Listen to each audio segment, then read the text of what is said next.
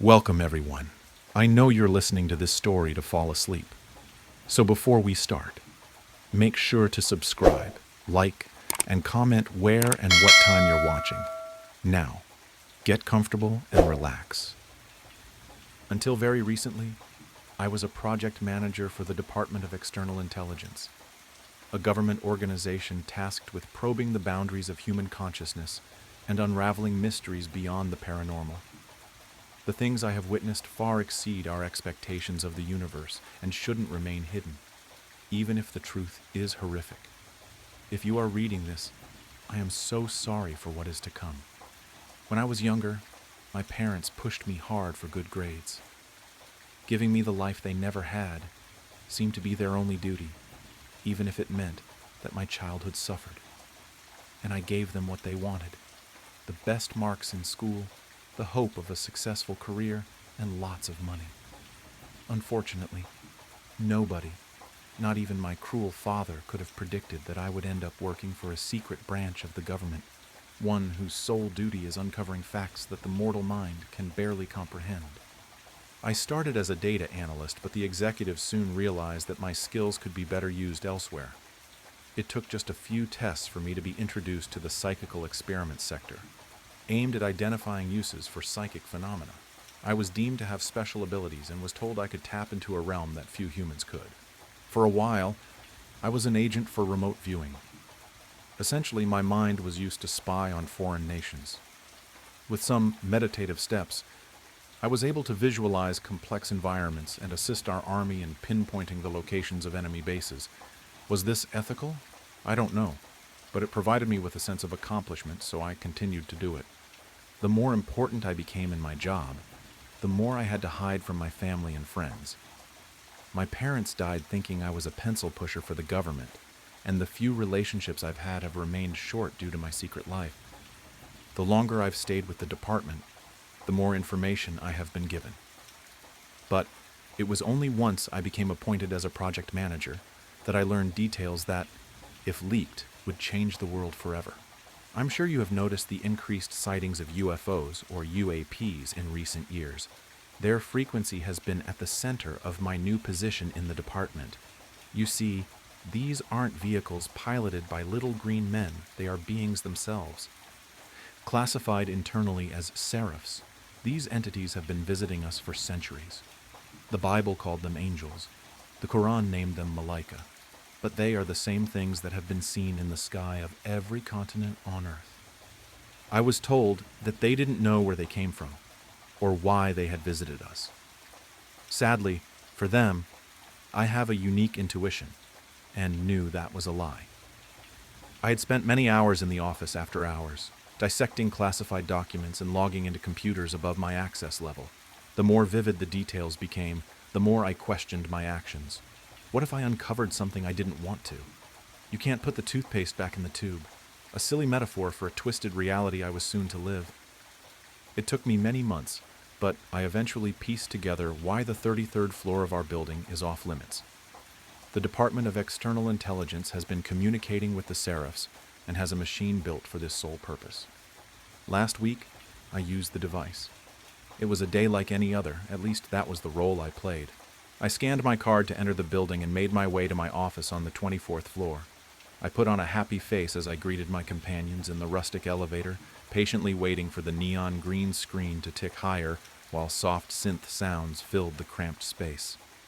Finally reaching my secretary, I cleared my schedule and began to set the plan into motion. I couldn't take the elevator to my destination. The buttons skipped straight from 32 to 34. However, I did learn that a maintenance ladder runs up the building's spine. Applying some remote viewing techniques, I discovered an access hatch on floor 28 behind some servers. This was all I could gain as the department recently installed consciousness dampeners, blurring my external vision. Getting to the server room was easy, and it took but a small distraction to enter the hatch as I began climbing the maintenance ladder. I was on the 28th floor, but looking down it seemed as though the shaft stretched into an infinite abyss, with no end in sight. The department was unlike any other building, with winding corridors and frequent cases of spectral appearances. A ladder stretching to an impossible darkness seemed on brand. Entering the 33rd floor took some time, but with some minor effort, I was in the sector that only executives had access to. Standing in what appeared to be a reception area, the silence of my new environment startled me. I expected a welcoming party, but was met with nobody at all. The department's building was informally named the Monolith, due to its brutalist design and tall concrete walls. The 33rd floor was no different, with a ceiling that stretched higher than one would have expected the facility to accommodate. The area I was in was adorned in a familiar old-school look featuring Persian carpets, homely lamps, and box computers. We were told that vintage technology offered better protection against hackers. I stood facing a door labeled Testing and Research. It seemed like the sign I needed, so I swiftly made my way through. Presented with a long corridor, I knew that my goal stood at the end. Walking past the many doors to my left and right, I saw what appeared to be ancient symbols. The sounds I heard from each of them were almost indescribable. Some seemed like soft moans, while others appeared to be painful screams. I have no idea what was being done in these rooms. The double wooden doors at the end of the corridor clashed with the concrete surrounding it, but I suppose this was another example of the department's unique style. Before I swung the doors open, I noticed the digital camera in the corner. I had surely been caught, so there was no time to waste. To say I was shocked by what I saw would be an understatement. I had expected a massive machine with tubes and towering screens. Instead, the room contained only a leather couch facing a bulky CRT TV perched on a wooden stand. There was nothing else. No furniture, no monitoring equipment, just an outdated entertainment setup in a cold concrete space. I edged closer and saw a remote resting on the couch. Surprisingly, there were no numbers, and the only button was a round red one for power. I had come this far, so I did the only thing that made sense. I sat on the couch, pressing the button. Bursting alive, the ocean of static flooded my mind, and it became clear that this was the machine I was after. It's hard to describe, but I felt as though I entered a state where time had no meaning. That's when I realized I wasn't alone. A seraph was there with me. I could sense them. It didn't speak words, yet I understood what was being communicated. Closer to a feeling, information appeared in my mind as though I manifested it, but I knew it was foreign. It was as though the seraph spent a few moments within my skin. At first, I asked my pre-planned questions. I wanted to know where it came from and why it was visiting Earth. I quickly learned that languages developed by humans are a prime illustration of our insignificance in the universe. This is the best way I can put it. If you think about a house, with every room being a planet, we can move from one room to another, a crude metaphor for space travel.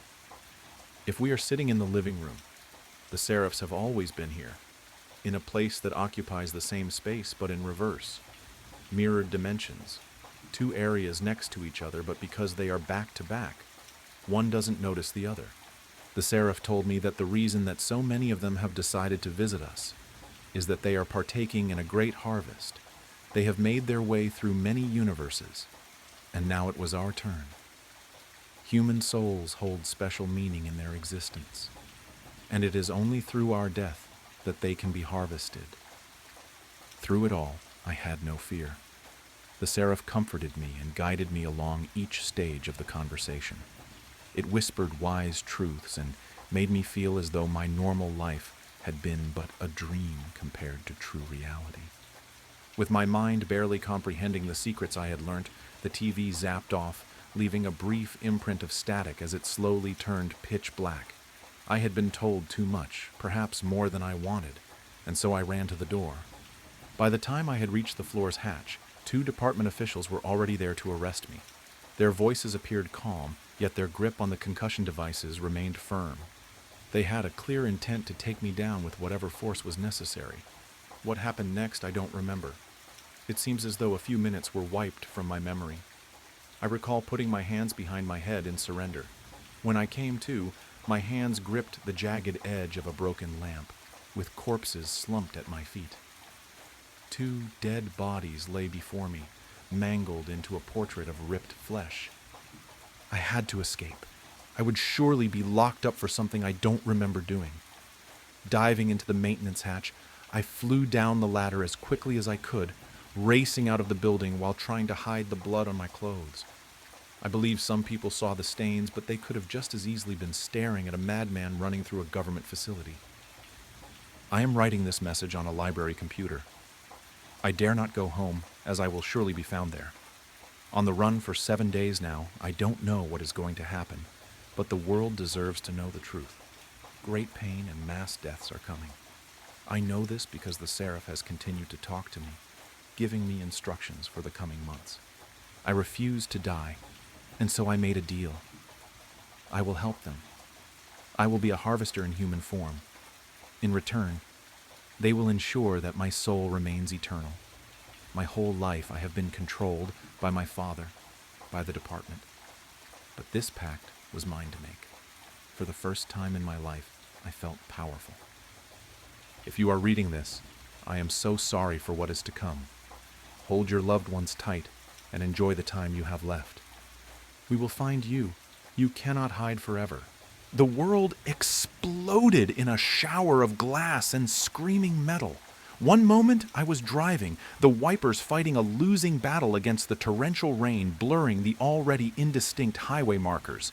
The next, there was a deafening roar, a bone-jarring impact that stole the breath from my lungs, and then silence.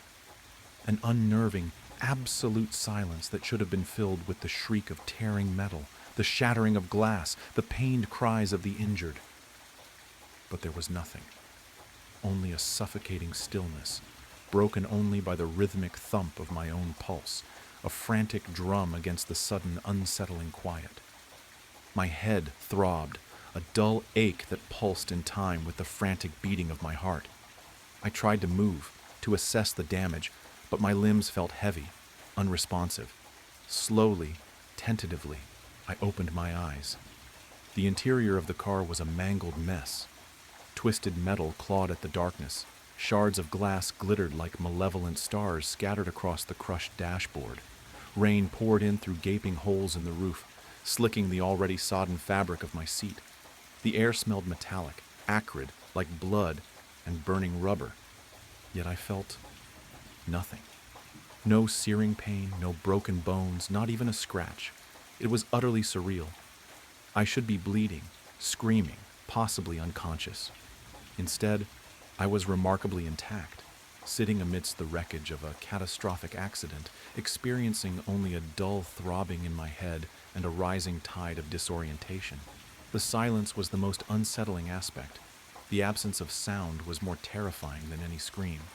It was a silence that pressed in, suffocating, amplifying the disquiet. It was as if the very fabric of reality had been ripped apart and then hastily stitched back together, leaving this grotesque, silent void in its wake. I pushed against the wreckage, forcing myself to sit up. My body ached, but the pain was negligible, a dull pressure that didn't match the severity of the crash. I looked around. The highway stretched before me, a dark, rain-slicked ribbon winding into the night. There were no lights, no other cars, just the relentless downpour and the crushing weight of the silence. I was utterly alone, isolated in the heart of this metal tomb, surrounded by the wreckage of what should have been a fatal accident. A terrifying, perfect solitude. Fear, cold and sharp, began to claw its way into my consciousness. This wasn't right. It wasn't supposed to be like this. Accidents like this resulted in casualties, injuries, chaos, and noise. Yet here I was, miraculously unharmed, adrift in a sea of silent destruction. The incongruity of it all was deeply unsettling. The dissonance between the catastrophic reality of the mangled car and my own unscathed body, a gaping chasm that threatened to swallow me whole. A feeling of unreality, of profound wrongness, settled over me like a shroud. The rain continued to fall, washing over the wreckage, blurring the already indistinct shapes around me. I tried to focus on the details, to ground myself in the reality of the situation, but the silence persisted, a constant, ominous presence that heightened the sense of unreality. It was like a suffocating blanket, muffling everything, even my own thoughts.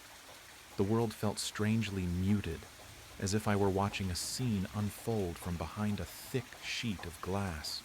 Or perhaps I was already behind that glass, separated from the world by a silent, impenetrable barrier. I eventually managed to clamber out of the crushed vehicle, the metal groaning in protest under my touch.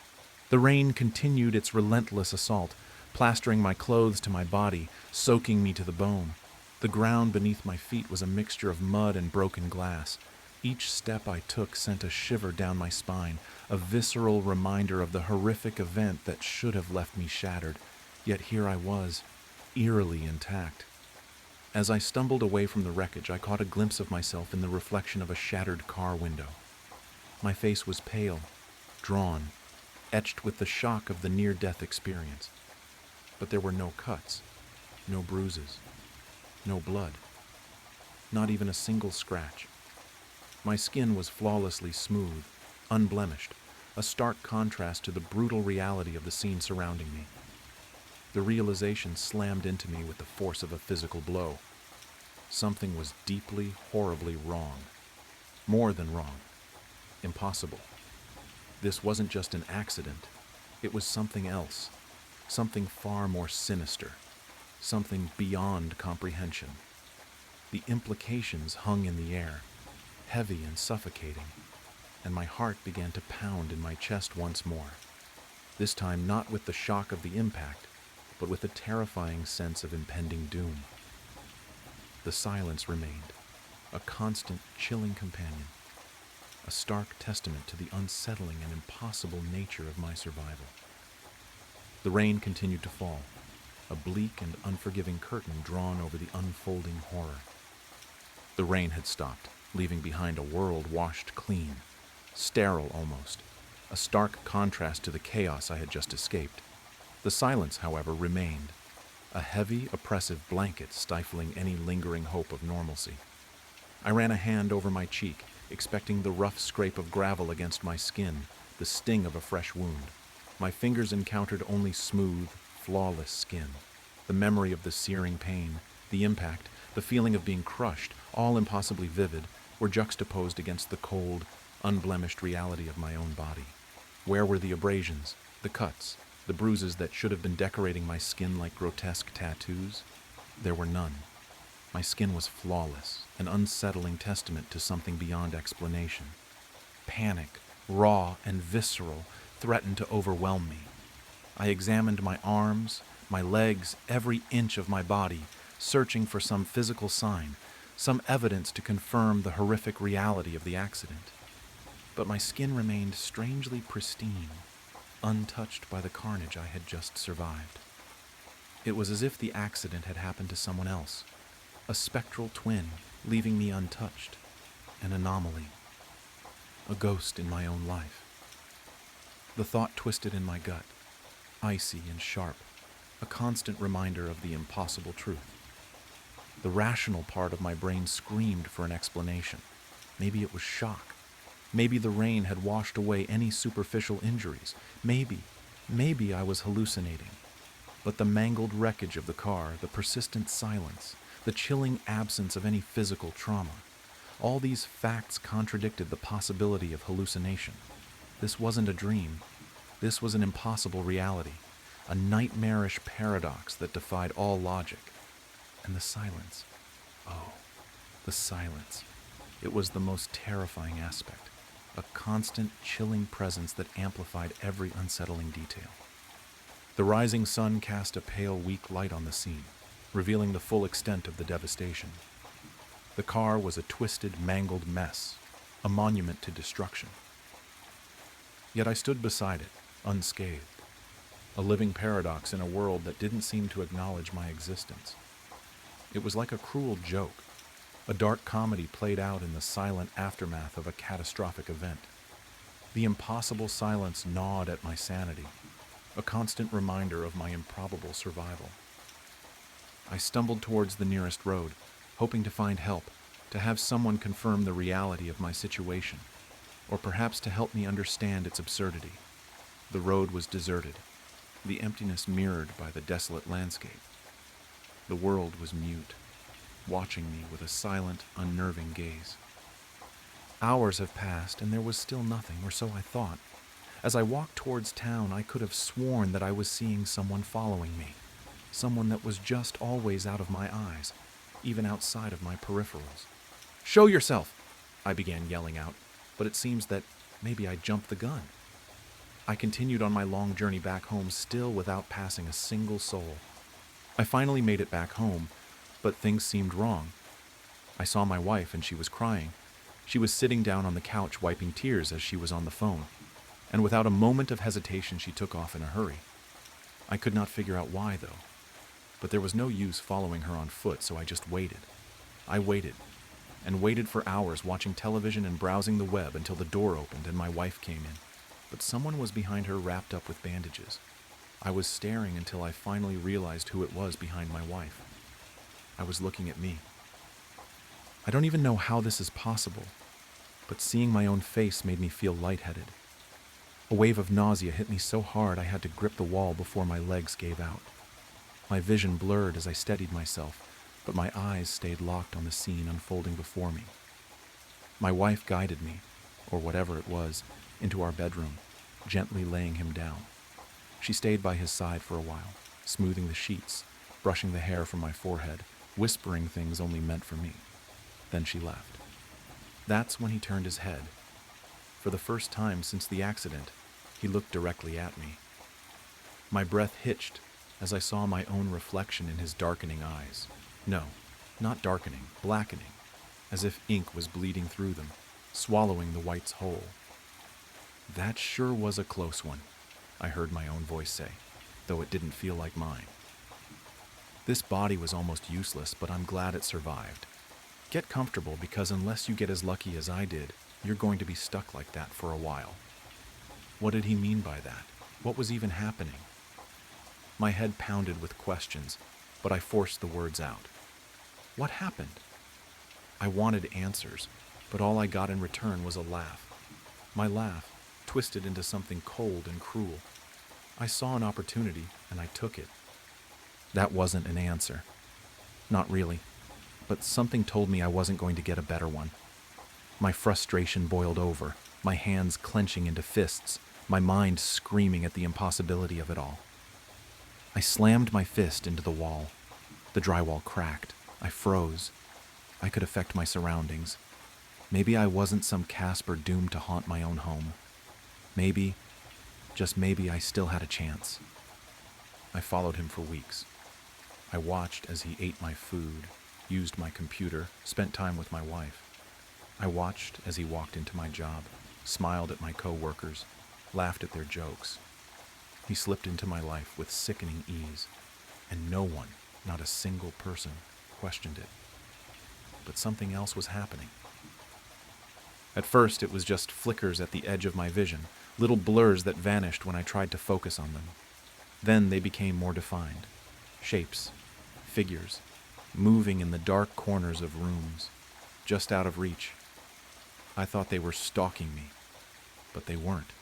They were stalking him, or rather, my body. They wanted what I wanted, what he wanted. They wanted inside my skin. They didn't seem aggressive yet. They reminded me of scavengers circling a dying animal, waiting for their moment to strike. But then I looked at my hands, the fingers, the arms. They weren't solid anymore. They were darkening, losing their form, the same inky black that filled his eyes creeping through me. I was turning into them. I didn't know how long I had, but I knew this. I was running out of time. If I didn't act now, I'd be lost forever. Just another shadow lurking at the edges, waiting for scraps. I would take my body back. The plan was simple. I knew my schedule. I knew his schedule. I also knew that while the normal world couldn't touch me, I could still affect it. The only exception was the thing wearing my body. And I knew one more thing. For something to take over a body, the occupant had to leave first. For me, that had been the accident. That meant there was only one way to force him out. I had to nearly take my own life. If I failed, I'd become one of them. But even if there was only a 1% chance that I could reclaim what was mine, I had to try. I slipped into the car, silent, unseen, and sat in the passenger seat. He drove onto the highway, the speedometer climbing. The city lights blurred past as I steadied my thoughts. I couldn't screw this up. I wouldn't screw this up. The bridge was coming up fast. I reached out. With everything I had, I grabbed the wheel and wrenched it sideways. Tires screeched, horns blared, impact. Metal crunched, glass shattered, and the world erupted into chaos. The car slammed into the ground below in a sickening cacophony of destruction. The smell of burning rubber and gasoline filled the air. My body, his body, slumped over in the driver's seat, blood dripping from nearly every opening on his face. His ink-filled eyes fluttered open, then slowly slid shut. And then everything went black. I am writing this because I don't think anyone else has ever gone through this. No one else has returned to tell the tale. I didn't make it. I failed. As I type, the ink creeps higher, swallowing me inch by inch. Soon I will lose all sense of self. I will become one of the others. A shadow, a scavenger, a nothing. If anyone reads this, please, don't forget me. Returning from the Amazon was one of the most exhausting and exhilarating experiences of my life. That trip to South America had been the perfect escape from my suffocating routine as a rising attorney in the United States. After years of hard work, I'd secured a solid position at Marston and Associates. And with a recent promotion offer, life finally seemed to be heading in the right direction. But since I returned, something hasn't felt right. It began with a faint itch on my left arm just below the elbow. At first, I thought it was just a mosquito bite, inevitable after weeks in the Amazon rainforest. I didn't pay much attention to it. I applied some ointment, took an antihistamine, and carried on. But the itch wouldn't go away. 2 days later, it worsened. The small red spot on my arm started swelling, throbbing, as if something alive was inside. Every touch felt like fire burning beneath my skin. At the office, the situation became unbearable. I shifted constantly in my chair, unable to focus on anything but the desperate need to scratch. I clawed at my arm under the desk, trying to hide it, but it was no use. The fabric of my blouse rubbed against the irritated skin, amplifying the agony. "Elizabeth, are you okay?" Clara, a coworker, asked. "Just an allergy, nothing serious," I lied, forcing a smile. She raised an eyebrow, clearly skeptical, but didn't press further. I knew I was drawing attention. My boss, Mr. Marston, frequently walked past my desk, watching me out of the corner of his eye. I couldn't let this jeopardize my promotion, but the pain was becoming unbearable. When the workday finally ended, I rushed home. I closed the door to my apartment, dropped my bag, and went straight to the bathroom. I looked in the mirror and rolled up my sleeve. My heart froze. Where there had been a small red mark, there was now a dark swelling with a black, hardened center, like tree bark. The skin around it was cracked, oozing a yellowish liquid with a nauseating smell. It was as if my skin was rotting before my eyes. I grabbed the strongest ointment I had, but as soon as I touched the wound, the pain exploded. I screamed, tears streaming down my face. The next morning, I went straight to the hospital. I wasn't the kind of person to wait until the last minute to seek help. My mother used to say, "Elizabeth, you're so paranoid you'll die of old age because nothing will ever catch you off guard." At the hospital, the doctor examined the wound with a mix of curiosity and discomfort. He called in another doctor, who then called in 2 more. They all stared at my arm like it was a nightmare brought to life. "It's a tropical disease," the doctor said after several long minutes. "We'll run some tests." They sent me home with antibiotics and painkillers, but I knew that wasn't enough. Something was growing inside me. That night, I woke up to excruciating pain. It felt like something was moving under my skin, crawling and digging. I ran to the bathroom mirror and tore off the bandages. The wound was now a deep hole, filled with a gelatinous yellow substance. In the center, something moved. My hands trembled as I grabbed tweezers and inserted them into the hole. When I pulled, something came out. It was a worm, small, white, but alive. It writhed between the tweezers, and I threw it into the sink, nearly vomiting. But when I looked back at the wound, I saw there were more. So many more. The days that followed were hell. I woke up drenched in sweat, my head pounding as if it would explode. The pain in my arm was no longer something I could ignore. It consumed my entire body. The wound grew at an alarming rate. Initially, it was just a foul, black, gaping hole. Now it spread like a cancer, devouring the surrounding flesh, which peeled away in chunks. My clothes clung to my arm, soaked with the viscous liquid that oozed constantly. I spent hours in front of the bathroom mirror, inspecting the pit my arm had become. It was as if something inside was alive. Small ripples in the decaying flesh, like waves on a contaminated lake, revealed their presence. By the third day, after pulling out the third worm with tweezers, I realized I was trapped in an endless cycle. I removed them, but more appeared, always more. I couldn't sleep. Whenever I closed my eyes, I felt the creatures moving inside me, digging deeper into my flesh. I became obsessed. I spent sleepless nights on the bathroom floor, extracting worms with tweezers, needles, anything that could reach them. My body was exhausted, but my mind wouldn't stop. For every one I removed, two seemed to take its place, and the sound. At first I thought it was in my head, but it wasn't.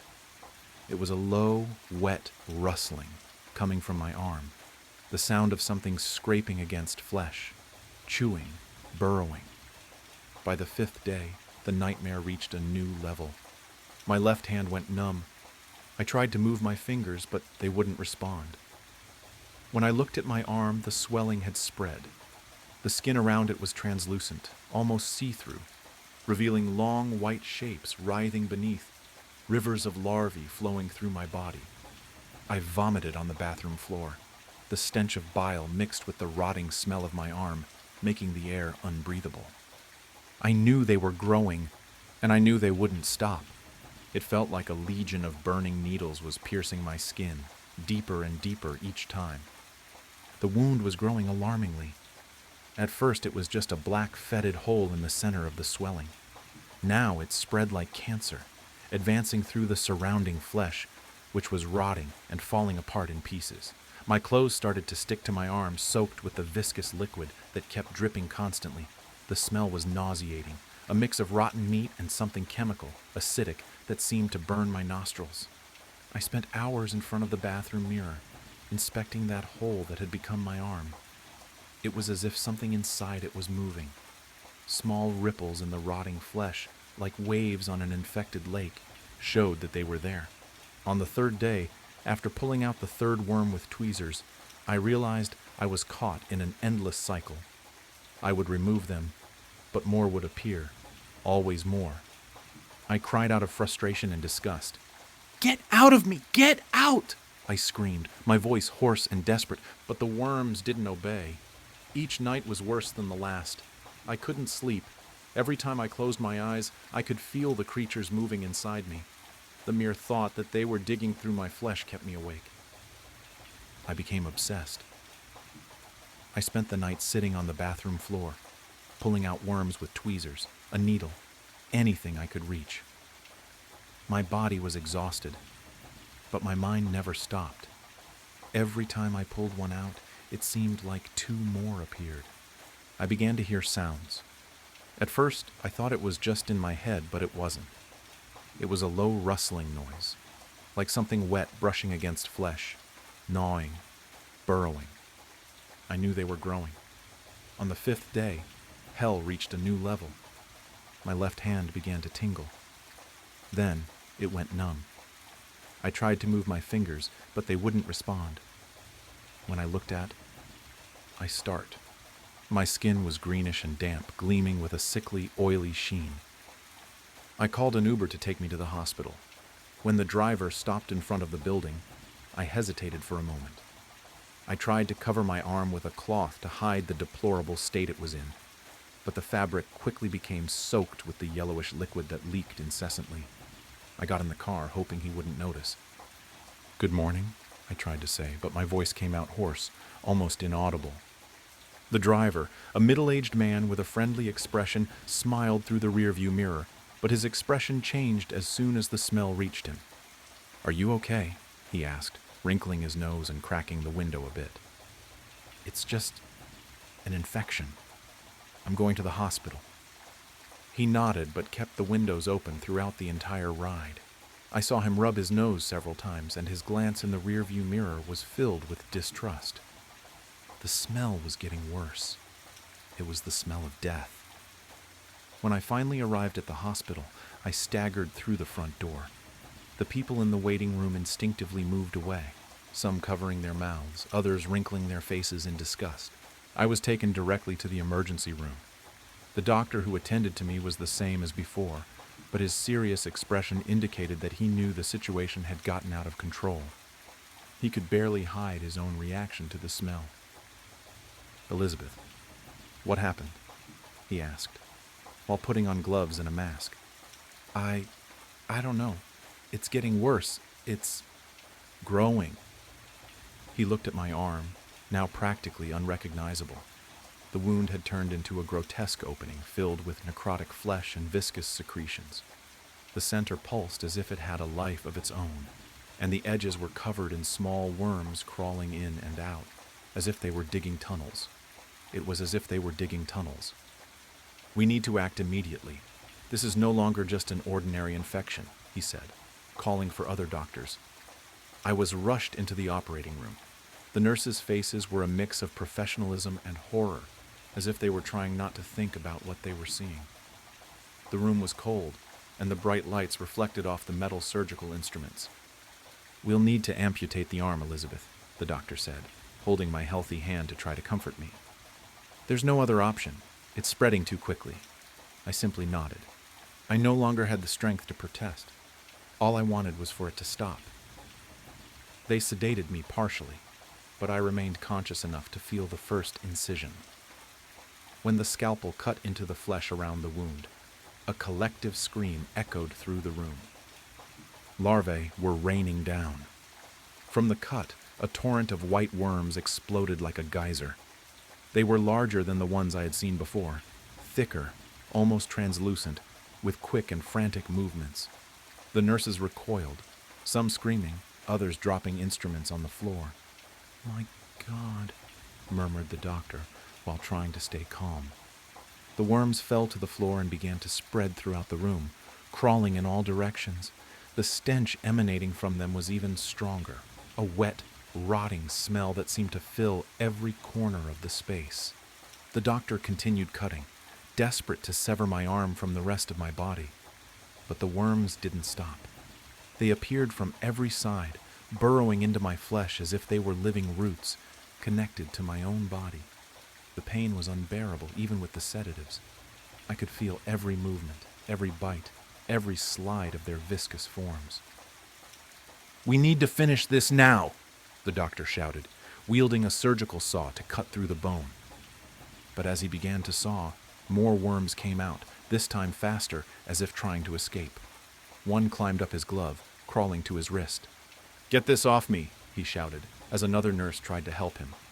The operating room was in chaos. The floor was covered in blood, pus, and worms. Surgical instruments were scattered around, and the nurses didn't know where to run. I could feel that this wasn't going to end there. The arm wasn't the only place they were. They had already spread throughout my entire body.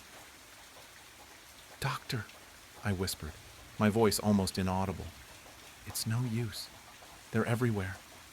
He looked at me, his face pale and filled with horror. For a moment I thought he was going to pass out. "Elizabeth, I'm so sorry." And then my vision darkened. I looked at my hands, but they were no longer mine. My skin was full of holes, and worms were coming in and out as if I were just a vessel. Abigail Mitchell and the Honey Green Ghost. Abigail walked through the wetness of the trees and grass of the woods.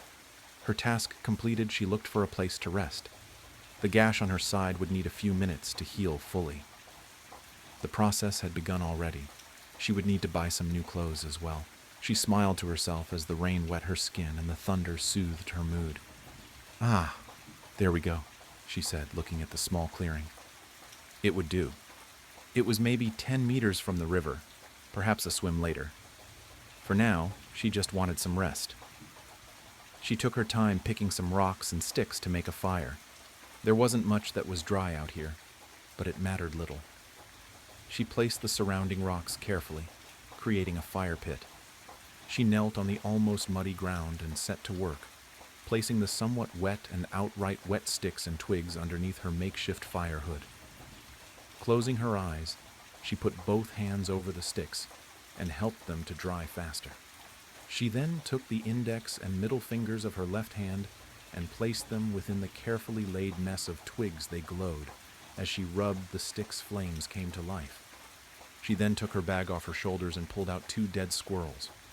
The veins in her right hand now glowed as she rubbed it over each squirrel, removing the top layer of fur and placing them over the fire. Her guest would arrive soon, so she sat leaning against a rock. This was her favorite type of weather. It cooled her and soothed her. She waited, patiently waited. She had heard tales of the honey-green ghost, the so-called boogeyman of the Algonquin Highlands of Ontario, Canada. Beings like her always attracted each other. It's kind of like how singular animals could always find another like it when the time comes.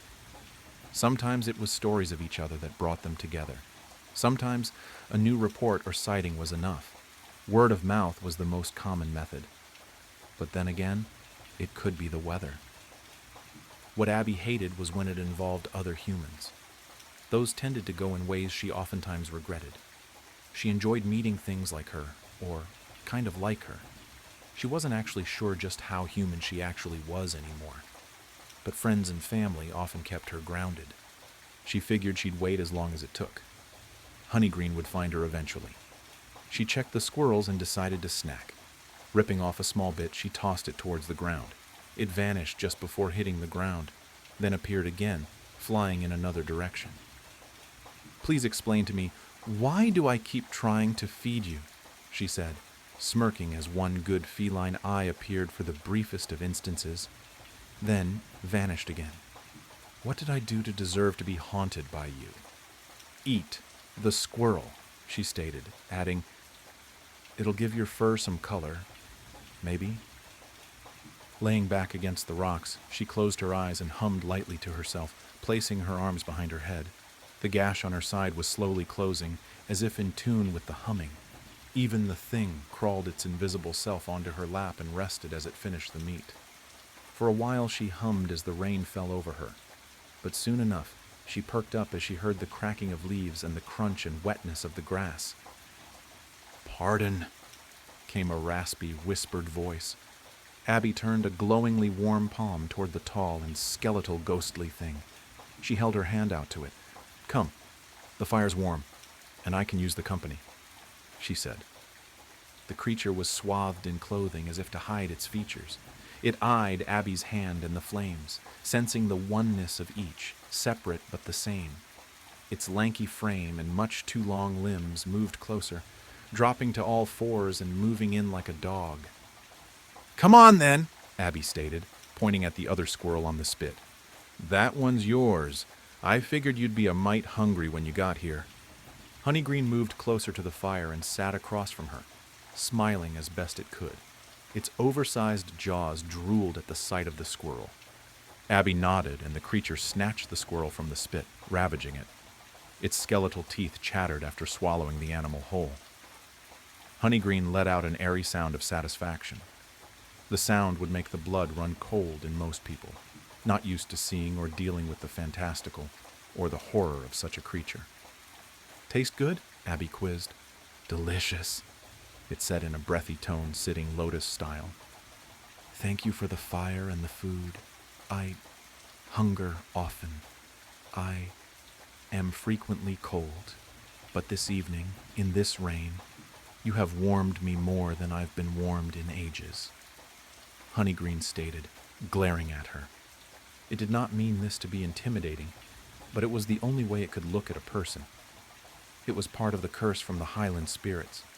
"Worry not, I'm frequently too warm, but I try hard to never miss a meal. There's only one thing, though," she began, adding, Why doesn't Canada believe in cheesesteaks? Honeygreen's body attempted a grotesque mockery of a laugh, and Abby joined in. It lifted a clothed, swaddled, bony hand towards her. For your kindness and warmth, I will repay you the only way I know how, it said, moving closer. Abby made no move to defend herself, and the invisible cat on her lap yawned in boredom. Why it needed to yawn in the first place was unknown. I will tell you a campfire tale, a tale of terror, needless revenge, and my part in it said through chattering teeth. Abigail's eyes glowed with anticipation. I'd like that very much, she stated, placing her hand on the creature's sorry excuse for a leg. But as she did so, its chattering teeth slowed as it felt the warmth. She knew it would speak more smoothly this way. Honeygreen appeared to be in a state of ecstasy as it breathed out again. Listen carefully, for this story is true as your hand on my leg. It began. Across that river is where fate had chosen the actors for the play that came to the Highlands that night. Honeygreen stared into Abigail's eyes. She knew that since it was a spirit, there would be no looking away as he told his tale. That was a quirk of so-called undeath. But it didn't bother Abigail in the slightest. As a wandering spirit, I spend much of my days in search of food and warmth. I crave it. I need it. It is part of the curse I am under from the spirits of these woods for my crime, Honeygreen said. I wander during the day and night. It matters not. My search always continues. However, when I have not had the warmth or food I need, I will sleep. I know not for how long, but if the heat of a campfire is near, I shall resume my search. I will move towards that fire as if a mosquito, to a bare neck. It continued. It was after one of these long sleeps that I awakened to sensing a great flame. Even from so far away it beckoned me, and I lusted for it. It was night as I began my movement towards the flames. When I closed upon the campfire, the curse pushed me to seek the permission of the occupants. But my mouth remained closed, and I remained in the foliage observing. What Honeygreen was witnessing was not just a campfire. It was looking at what appeared to be a sacrifice. Its lust for the flames and the food had drowned out the words being spoken. It closed on the scene. At the campsite of the ritual were 5 people, 2 males and 3 women, each standing on the tip of a star-shaped diagram on the ground. There was a large fire pit in the middle of the star, and 5 smaller fires near the feet of each person. Each of them wore clothing with strange markings. They chanted in unison, each holding a unique object, waving them back and forth towards, and then away from the flames. A moment later, each stopped, and it grew quiet. Honeygreen then noted the silence about it. The creatures of the wood were used to its presence, and it had never harmed them, so the threat was not there, and there was no need to be silent. But this night they are deathly quiet. "Bring forth the sacrifice," the woman at the tip of the star called out. 2 other participants went to the vehicle and pulled out a now muffled, but screaming man. He wriggled and tried hard to pull away, but was helpless. The 2 ritualists held him in place as he whimpered. "Bring forth the witness," she again called out. The other 2 participants went to the vehicle and pulled out another muffled and crying man. The results were the same. Helpless, he could only watch as they moved the other man towards the fire pit. "Remove the blindfold and gag from the sacrifice," she commanded. The man immediately begged and cried for his life. "Please don't do this. I can give you whatever you want. I have money. I have shit. That just don't kill me. Please. I don't deserve this. I did nothing to you people." He cried to the impassionate masked faces. "Remove the gag from the witness." Again, she commanded. "What the fuck is wrong with you people?" He cried out in a mix of terror and rage, tears dropping from his puffy eyes. "Help me, man. Don't let them kill me, dude." The sacrifice called to the witness. I'm sorry," the witness whispered out, trying to look away, but the woman and man held him firm. "Now let us continue. Move the sacrifice towards the flame," she commanded. The sacrifice struggled hard against the man and the woman, but to no avail. They moved him to within 2 meters of the flame exactly. Then they released him. The man's instinct to run took over, and he tried. But his legs disobeyed his mind. Something unseen held him fast. Move the witness to his position. The witness, also 2 meters away from the pit, eyed the sacrifice. Each man faced each other in the arms of the star. Knowing they were both helpless and likely doomed, they did a very human thing. Tears flooded both men's eyes, with rage empowering the witness's tears. Sheldon, the sacrifice said, visibly shaking. Rick, the witness cried out, trying to look away, but his head was held by that same invisible force. Now take your positions. We have the rage of the witness and the hopelessness of the sacrifice. We continue. The 2 other women stood behind Rick and Sheldon. The men stood at the feet of the star and resumed chanting, while the priestess performed the ritual. Sgoueddslk, pronounced Suged Silk. I summon you, you who caused dread in ancient times, you who fill children's sleep with nightmares, you who can kill our enemies and suffer no retaliation, you of the flames of revenge and pain, bringer of terror, come forth, she cried. Take your sacrifice, Sgoueddslk, as innocent eyes witness your arrival, Sgoueddslk. Honeygreen could feel another just like it, as it made its presence on this plain known. It noticed the fire pit grow larger.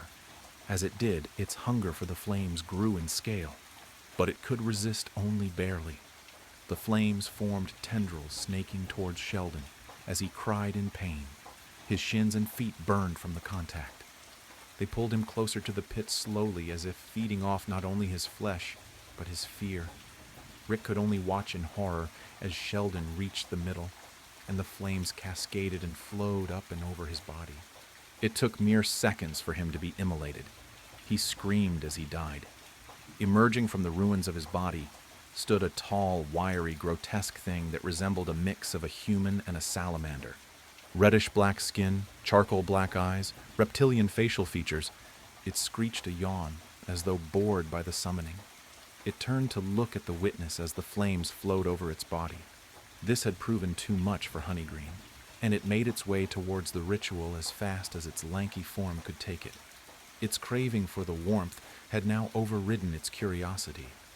Sgoueddslk spoke to Rick, who trembled in fear as it looked at them. Well done, witness. I haven't tasted rage such as yours in a very long time.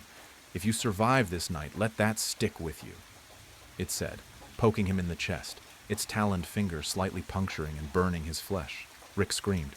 I apologize. I forget humans are not very durable. It chuckled thickly. Now to my summoners. I am yours to command. What would you have me do in this drab world of yours? Who do you want dead?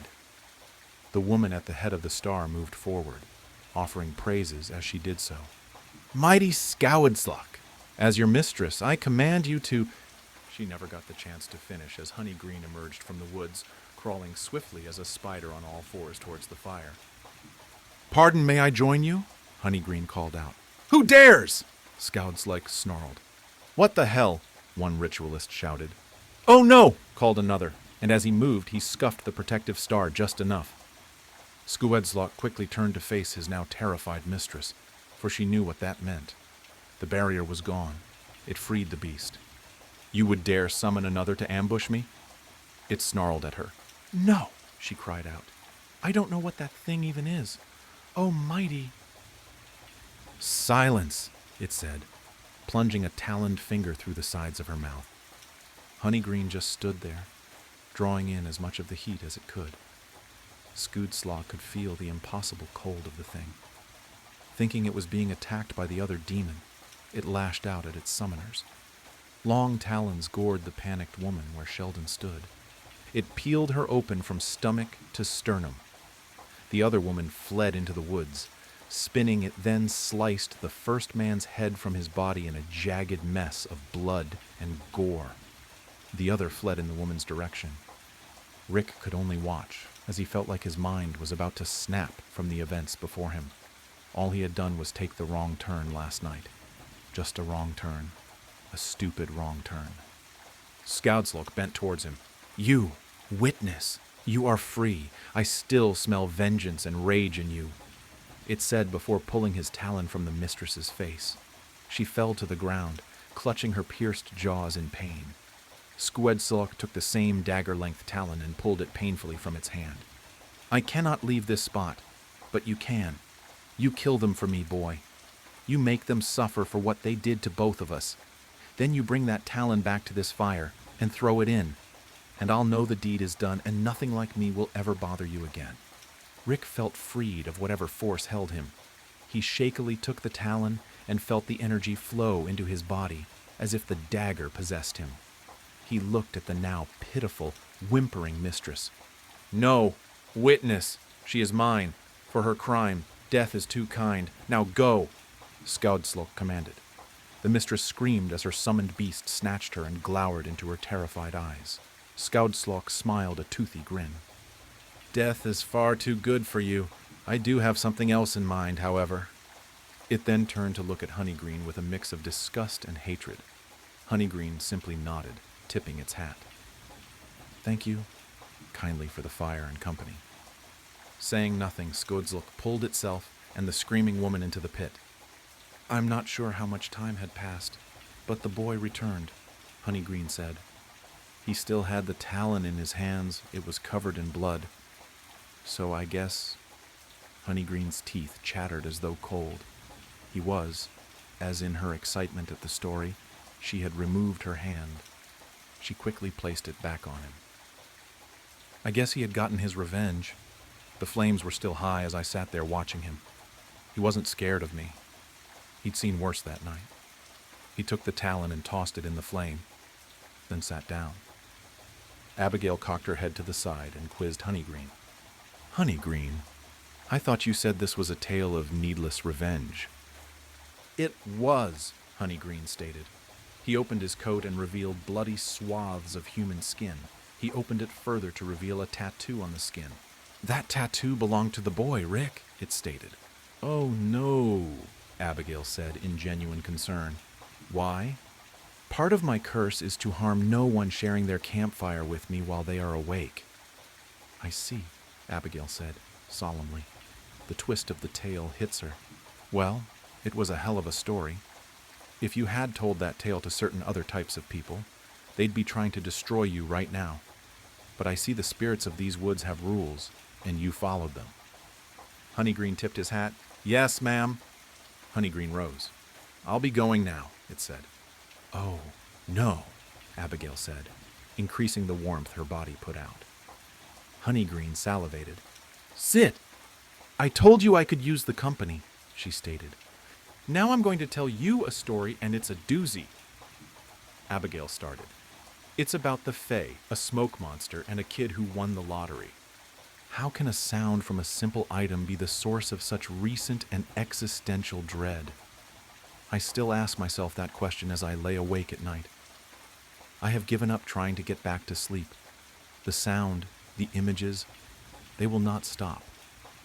Every moment of every night since it happened, I hear that chiming sound.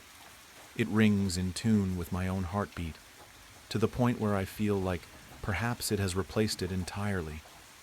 That chime so soft and pleasant, yet the things that it revealed, the things that the simple chime ushered into reality, are things I will never be able to forget, no matter how desperately I try.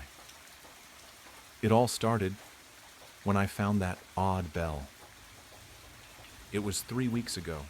I was walking along one of my favorite trails in a state park that I frequented. It was a refreshing and familiar way to enjoy a weekend afternoon. As I walked, I saw something strange near the trail end. It was what looked like a broken sign. At first, I thought it might be the trail sign itself, but it was still standing right where it always was. This one looked different. I stepped closer to see what looked like the burnt remains of a sign, almost like one you would see at a campground. All I could see that was still legible on the sign were the words, "Green leaf." The odd sign piqued my interest, and when I looked closer, I saw faded footprints near the burned item. I decided to follow them, unable to resist the new mystery I had discovered. I walked for a while in the direction of the faded footsteps. I almost turned back when I thought I had lost the trail, but dumb luck allowed me to rediscover it, and I pressed on. I reached a small clearing, and as I stepped into it, I felt an odd stillness in the air. The sounds of the animals in the forest and the general ambiance of the whole area seemed to depart. All I could hear was the sound of my own heart beating and the sound of my nervous breath. I pushed on and walked towards a strange shape I saw on the ground near where the trail had terminated. My excitement increased when I saw what looked like a chest, half buried in the ground. For a moment I thought I had found legitimate treasure. I knelt down and reached for the side of the chest. I pulled it free from the loose earth still covering it. After gingerly opening the lid, I looked inside. There were no gold bars, no precious jewels. Only one item was in the ornate chest, a small silver bell. It looked finely crafted, yet not ostentatious. I fixated on the silvery sheen and wondered if it might be valuable. I half imagined the idea of buried pirate treasure, but I had no idea who would have buried a single bell in this chest out in the middle of the woods. I decided to take the small bell, since I could not find any trace of whoever had exhumed the chest and left it there. As I left the clearing and went back to the main trail, the ambiance of the forest had resumed. I thought its absence had been strange, but shrugged it off and pressed on. I considered asking a park ranger about the weird chest in the forest if I ran into one. I hated to admit that I did not wish to, since I wanted to keep my unique prize to myself. The bell was very nice, and its smooth and polished surface was almost mesmerizing. I walked a bit farther, and then I felt a compulsion I had not felt before when I picked it up. I had inspected the fine craftsmanship, but I had not considered just how it might sound until that moment. Upon considering that question, I became fixated on it. It was all I could think about. After a few more steps, I was unable to move on without knowing the answer to the most important question in the world. What does the bell sound like? I held the slim handle between my thumb and index finger, and delicately, almost reverently, shook the bell from side to side. The moment the sound rang out, it became the only sound in the forest. The soft chime felt like it somehow echoed for miles around. I felt an immediate sense of displacement and vertigo. I felt like I might be sick and thought I would collapse. Instead of falling down somehow, I fell up. I whirled through the sky as if launched from a catapult. I remember trying to scream, but my voice was gone. I thought I would fall to the ground when I was plummeting through air high up above the trees in the forest. I discovered that I was not falling and had somehow stabilized in a gentle float high above the canopy of the trees. Somehow, I was flying. I looked around and saw the forest stretching on for miles. I had no idea how I was able to remain up in the sky. All I had done was ring the bell, and then suddenly I was up there. I looked around and saw a vibrant aura of colors emanating off of the forest, and the sky seemed to glow as well.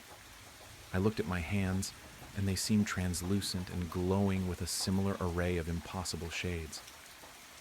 After floating in disbelief for a few minutes, I found I was able to move in an almost swimming-like motion. I tried to float back down to the surface and check the trail. Part of me was afraid I had a heart attack or something, and I had died. I thought for a moment that the reason I was floating and transparent was because I was a ghost now. When I descended back to the trail, my heart sank, and my previous suspicion was all but confirmed. I saw myself laying on the ground. I still had the odd bell in my hand, but I was laying on my back in a strange pose. I glided towards my prone form to get a better look. I noticed I had an odd gray-like shade to my body, and the bell seemed to gleam a strange hue that looked otherworldly. I feared the worst and approached my body. To my relief, I saw that it appeared to be breathing still. Whatever was happening, I was still alive. At least my body was. It seemed to be some sort of out-of-body experience. The sense of free-floating displacement was almost alike to descriptions of how mentalists believe they can astral project their wills outside of their physical bodies and into the beyond. The strange experience felt almost exhilarating after I was no longer afraid that I had died. The excitement, however, was short-lived when I saw what happened next. I started to hear soft whispering near the edge of my perception. My vision started to double and the skies seemed to darken. There was a tangible shift in the visible aura energy around me, and I felt a strange sense of dread wash over me. I could not describe it, but something bad felt like it was happening. I felt I had to hide, but I also felt exposed since my body was just laying out in the open. I tried to wake myself up. I tried to float back into my body, but nothing worked. There were disturbing sounds emanating from the gathering shadows near the trees all around my fallen form. I thought if I could hide it might work, yet to my horror, I heard the soft chime of that bell emanating from my very being. The sound seemed to ring out from everywhere and nowhere, despite the physical bell laying unmoving in my rigid grasp down below. I started to get desperate. I tried in vain to slap myself awake and force myself up, but nothing I could do seemed to affect the waking world. Then I tensed up as I felt a new presence. I felt the staring eyes of some unseen force. I imagined hundreds of shadowy onlookers, yet when I looked around, I could see nothing. Yet I knew somehow that I was not alone. Something else was there with me. I felt panic welling in my chest and felt like I would hyperventilate, despite this ethereal form I inhabited not truly drawing breath at all. Suddenly I thought I could see hundreds of red dots emerging from the shadows in my peripheral vision. To make matters worse, the dim light in the forest seemed to fade even further, and when the light died out, the imperceptible beings at the edge of the shadows inched closer to myself, my body, and the bell. I caught a direct glimpse of the horrible eyes of one of the entropic stalkers, and I was paralyzed with fear. It had no true form, just a moving conglomerate of living shadows, charged with that unsettling aura of oppressive darkness that was encroaching upon me even then. The red orbs it had where its eyes should be came more into focus as it inched closer. It looked straight at me for a moment, and then it started to shift and change before my eyes. The amorphous, liquid shadow grew arms, then legs, then a true head. Its colors shifted and changed and took on a dull gray like my fallen body had. When the figure turned back to regard me again after its transformation, I could not believe what I saw. It was me, or at least a copy of me that looked exactly like my prone form that still lay on the forest floor. It looked down at my body, and then back to me. It twitched in a spasmodic and jerky fashion for a few moments. Then it focused directly on me and gave me a truly unnerving and knowing grin. It knelt down over my prone form and slowly extended a hand towards my body. I knew I was out of time. I focused as hard as I could on waking myself up. I willed myself to rise and felt my spirit launched back towards the shadowy doppelganger in my body. It had worked that time, and I lurched up with a scream on the forest floor. I was still clutching the bell and my other arm raised up defensively against the lurking horrors in the dark. I shuddered when I thought of the shadowy hands of that entity who looked like me. I don't know what might have happened if it had gotten to my body first. There was nothing there now, but as I stood back up, I saw I had another problem. Somehow it was the dead of night now. It felt like it was only a short while in that strange state of ethereal motion, yet it must have been several hours in the waking world. I only had the flashlight on my phone to try and find my way, and I resolved to get out of there as soon as possible. I ran into the second problem at that point. Wherever I was not the state park anymore. I was on a trail, but not the one I was on before. It was not just the dark playing tricks on me. This was a different trail. I tried not to panic at my situation, but it was hard not to. I was lost and alone after an out-of-body experience in an unrecognizable place at night. I was not confident I could navigate out of wherever it was I was stuck. I decided to try and find shelter for the night. I found a small outcropping near what looked like the side of a mountain I did not recognize. I had a half tarp in my backpack I normally used for a mat for impromptu picnics. I used it and some sticks to form a micro-shelter, and I hunkered down and tried to stay warm in the cold forest. Sleep did not come at all, however. After laying still for what felt like an hour, I heard something that terrified me. Or rather, it was what I did not hear again. The sounds of the forest. Even the cold wind blowing through the trees was silent once again. I looked down at the bell near where I was sheltering. It seemed to be vibrating and moving almost on its own. Then I heard the whispering voices again, and to my horror, I saw what looked like the hazy images of eyes looking at me in the quiet blackness of the night. I tried to rise to my feet and scream, but I felt paralyzed by the nightmare image of the formless, shadowy eyes moving towards me again. The whispering voices increased in volume and the sounds were becoming more perceptible. Then I realized in horror that I knew what they were saying. They were calling for me. They were calling my name. I forced myself to rise and break out of the nightmare scene in a blind panic. I started to run before tripping over the small bell. I toppled through the dark and smashed face first into a large tree. As I tried to rise and groaned in pain, I heard the faint sound of the bell still chiming after my foot had inadvertently struck it.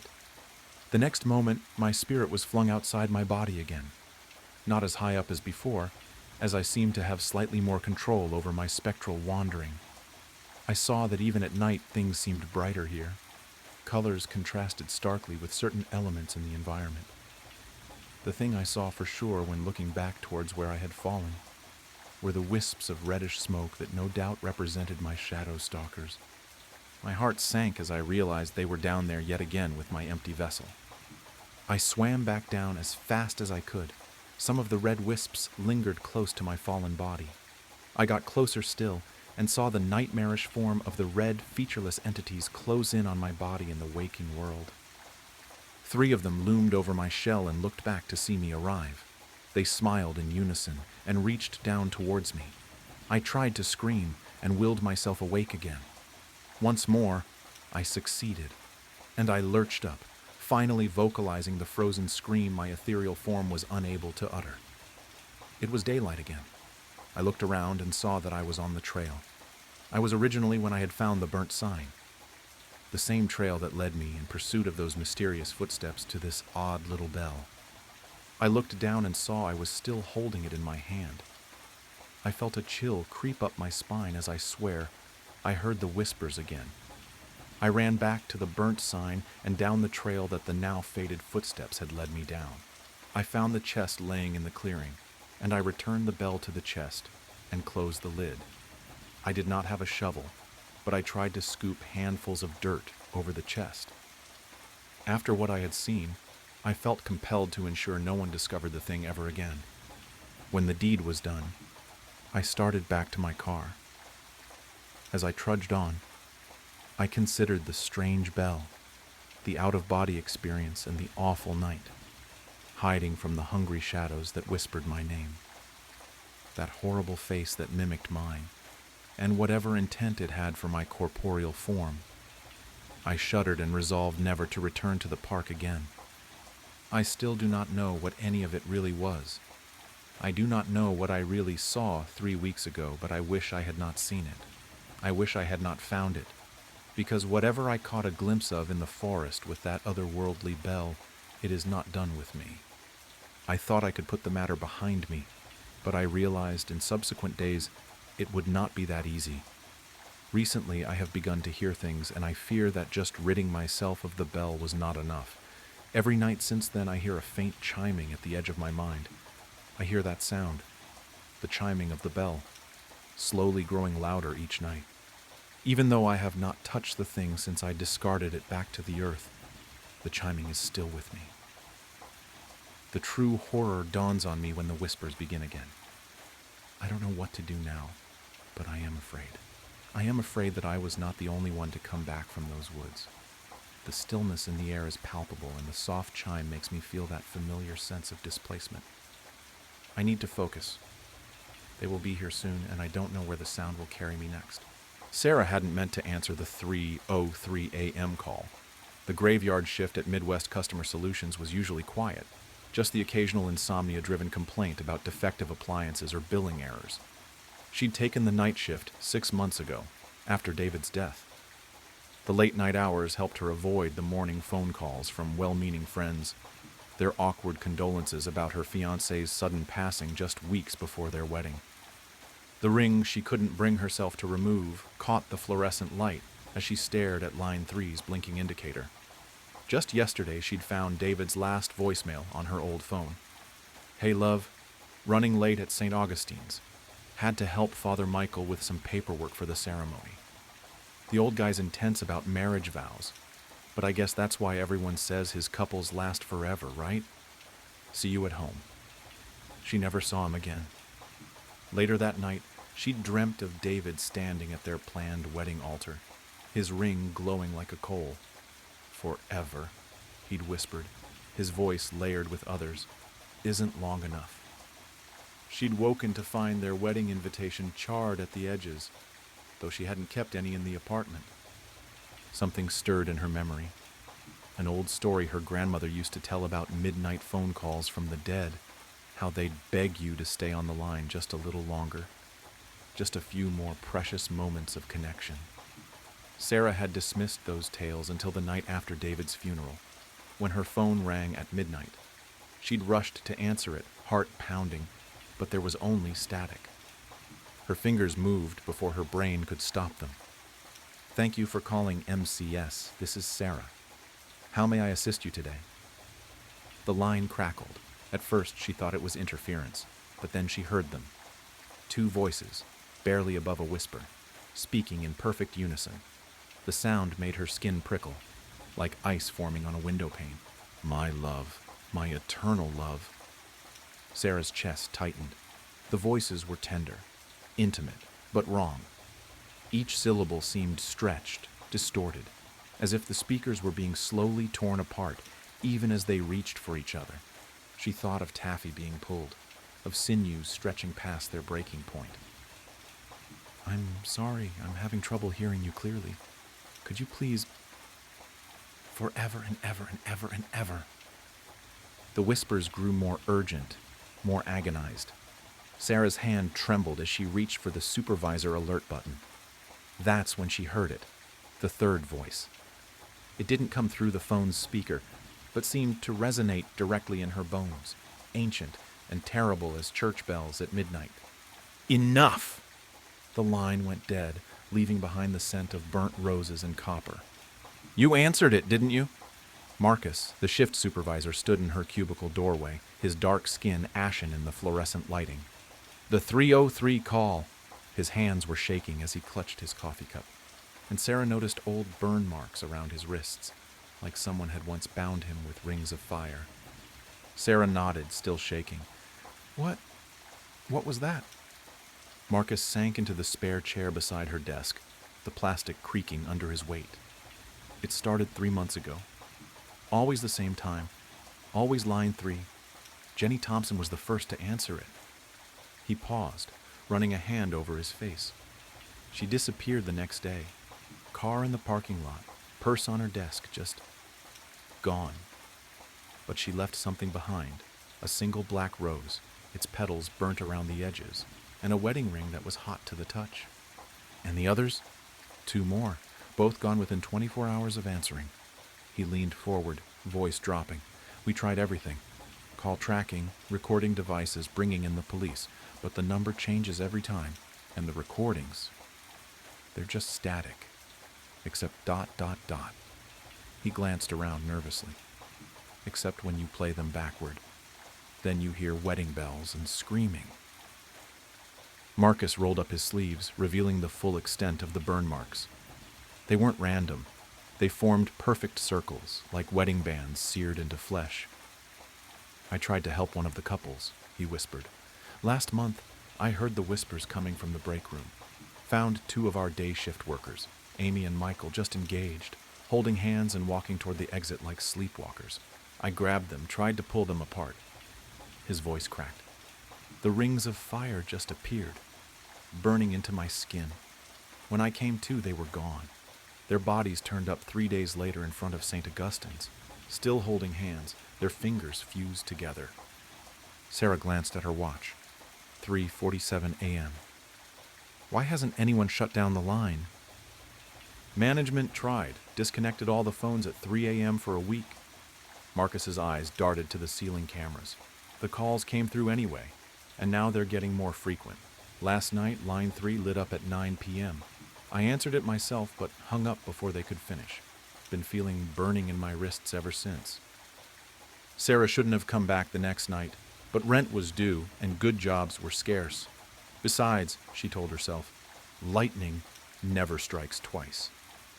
But as she drove to work, she couldn't shake the feeling that something was following her. Every red light showed a glimpse of robed figures in her rearview mirror. Every passing church seemed to toll its bells in greeting. At 3:03 a.m., all the phones went dead except line 3. She stared at the blinking light, remembering Marcus's warning. But something nagged at her. Those voices weren't threatening. They sounded trapped, desperate, like lovers reaching across an impossible divide, burning for one last touch. The light kept blinking. Sarah pulled up the call center's database, her hands trembling as patterns emerged. 3 disappearances, all after 3:03 a.m. calls. But what about the calls no one answered? As she dug deeper, phones began to ring and die around her like distant wedding bells. In the flickering fluorescent light, shadows gathered in empty cubicles, couples locked in eternal embrace, their faces turned toward her with hungry anticipation.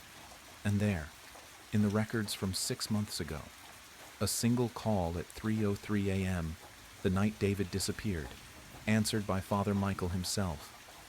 Her blood ran cold. Every unanswered call corresponded with a missing persons report in the city. Not call center employees, random citizens. Always couples, always found 3 days later, their bodies contorted in expressions of eternal agony, lips frozen in whispers of love. And always wearing matching wedding rings that seemed to glow from within. The light blinked faster. Sarah's fingers hovered over the phone. If she was right, not answering could doom someone else. But answering? She thought of Marcus's burnt wrists, of Jenny's scorched rose, of her grandmother's warnings about midnight calls. She picked up. The whispers started immediately, more desperate than before. Heat radiated from the handset, and Sarah could smell burning plastic. Please, help us. Love trapped, eternal, burning. Sarah's heart raced. Who are you? What happened to you? Love. Promised. Forever. The voices cracked with pain. He made sure, never part. The binding father. His ceremonies of flame. Who? Who did this? The third voice boomed through the line, shaking the desk. The temperature in the room plummeted, and Sarah watched frost patterns form on her screen, delicate swirls that looked like wedding bands. They were unfaithful. But this time, Sarah was ready. She'd routed the call through every tracking system they had, running multiple traces simultaneously. As the voice thundered, her computer pinged a location. St. Augustine's Cathedral, abandoned decades ago after a series of mysterious deaths. Once famous for its midnight wedding ceremonies, now a hollow shell of blackened stone on the edge of town. They sought to break their vows, the voice continued. Sarah recognized it now, the cadence of old sermon recordings, of fire and brimstone preachers promising eternal damnation. I granted their wish for eternal love. By torturing them? Sarah's voice shook with anger. That's not love. Silence fell. Then, slowly, the voice changed, became closer, more real. Sarah smelled incense and charred flesh. You dare question my authority, I who have bound more souls than any mortal priest? I who have ensured that till death do us part, becomes not even in death. Sarah's screen flickered, showing security camera footage from St. Augustine's. Couples knelt before the altar, hands clasped, as a robed figure performed ceremonies that grew darker, more twisted through the years. The priest's prayers became curses, his blessing water became liquid fire, his rings became brands that seared flesh and soul together. You wish to understand? The voice was everywhere now, reverberating through the building's foundations. Then join my congregation. The fluorescent lights exploded. In the darkness, Sarah saw him, The binding father, his ceremonial robes writhing with shadows, his hands raised in benediction as flames danced between his fingers. Behind him, countless couples knelt in eternal embrace, their faces masks of loving agony. She ran. The night air hit her like a wall, but she didn't stop. Her car wouldn't start, the key burning her fingers when she touched it, so she ran toward St. Augustine's. She knew she should be running away, but David's last words echoed in her mind. "If anything ever happens to us," he'd told her once, "if you ever need to let go, I'd understand. Love shouldn't be a cage." Now those words pulled her forward like a beacon. Someone had to break this cycle, had to show that true love meant having the strength to release as well as hold on. The streets twisted strangely, every turn bringing her closer to the cathedral's looming spires. She could hear phones ringing in every house she passed, could see couples stirring in their sleep, drawn by the call of eternal love. In a second-floor window, she glimpsed Amy and Michael from the day shift, their hands already reaching for each other, their new engagement rings beginning to glow. "Wait!" she tried to shout, but her voice was drowned by the tolling of phantom wedding bells. The cathedral doors swung open at her touch. Inside, cool air rushed past her, carrying the scent of roses and ash. As her eyes adjusted, she saw them. Not just couples, but rings of salt and holy water on the floor, remnants of someone's failed attempt to break the curse.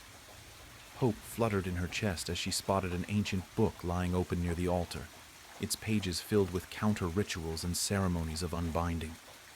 But before she could reach it, the candles ignited with black flame. The air turned thick and hot, revealing horrors in waves.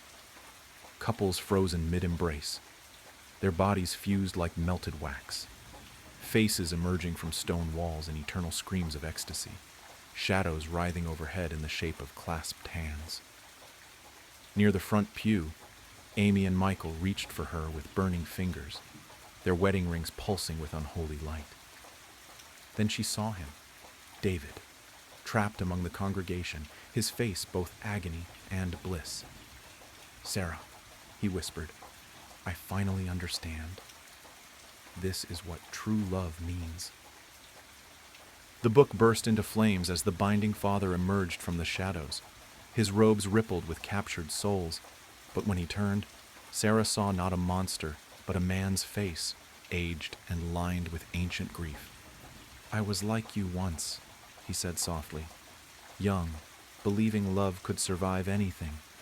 Then I watched my wife leave me for another, saw their happiness built on the ruins of our vows." His voice cracked, suddenly human. "I prayed for guidance, for understanding. And in my darkest moment, I found ancient texts speaking of rituals to make love truly eternal." The binding father's form flickered, and for a moment Sarah saw him as he must have been, a parish priest with kind eyes, who had wanted only to help couples keep their promises. "The first time was an accident," he whispered. "They came to me in tears, saying they couldn't stay together. I had the rings blessed with the old rites, thinking it would strengthen their bond." His face twisted. "When they tried to remove the rings later, the fire began.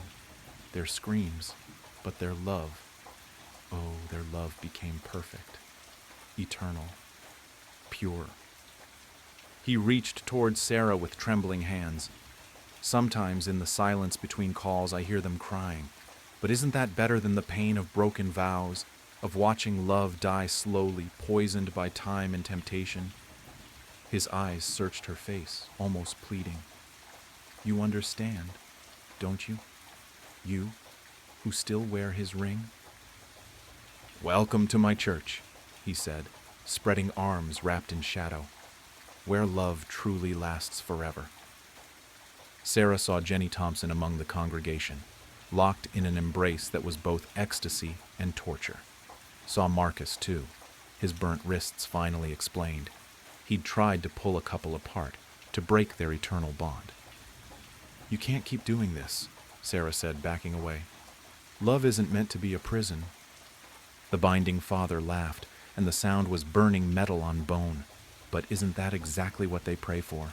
Forever and ever, till death do us part? I simply ensure they keep their vows.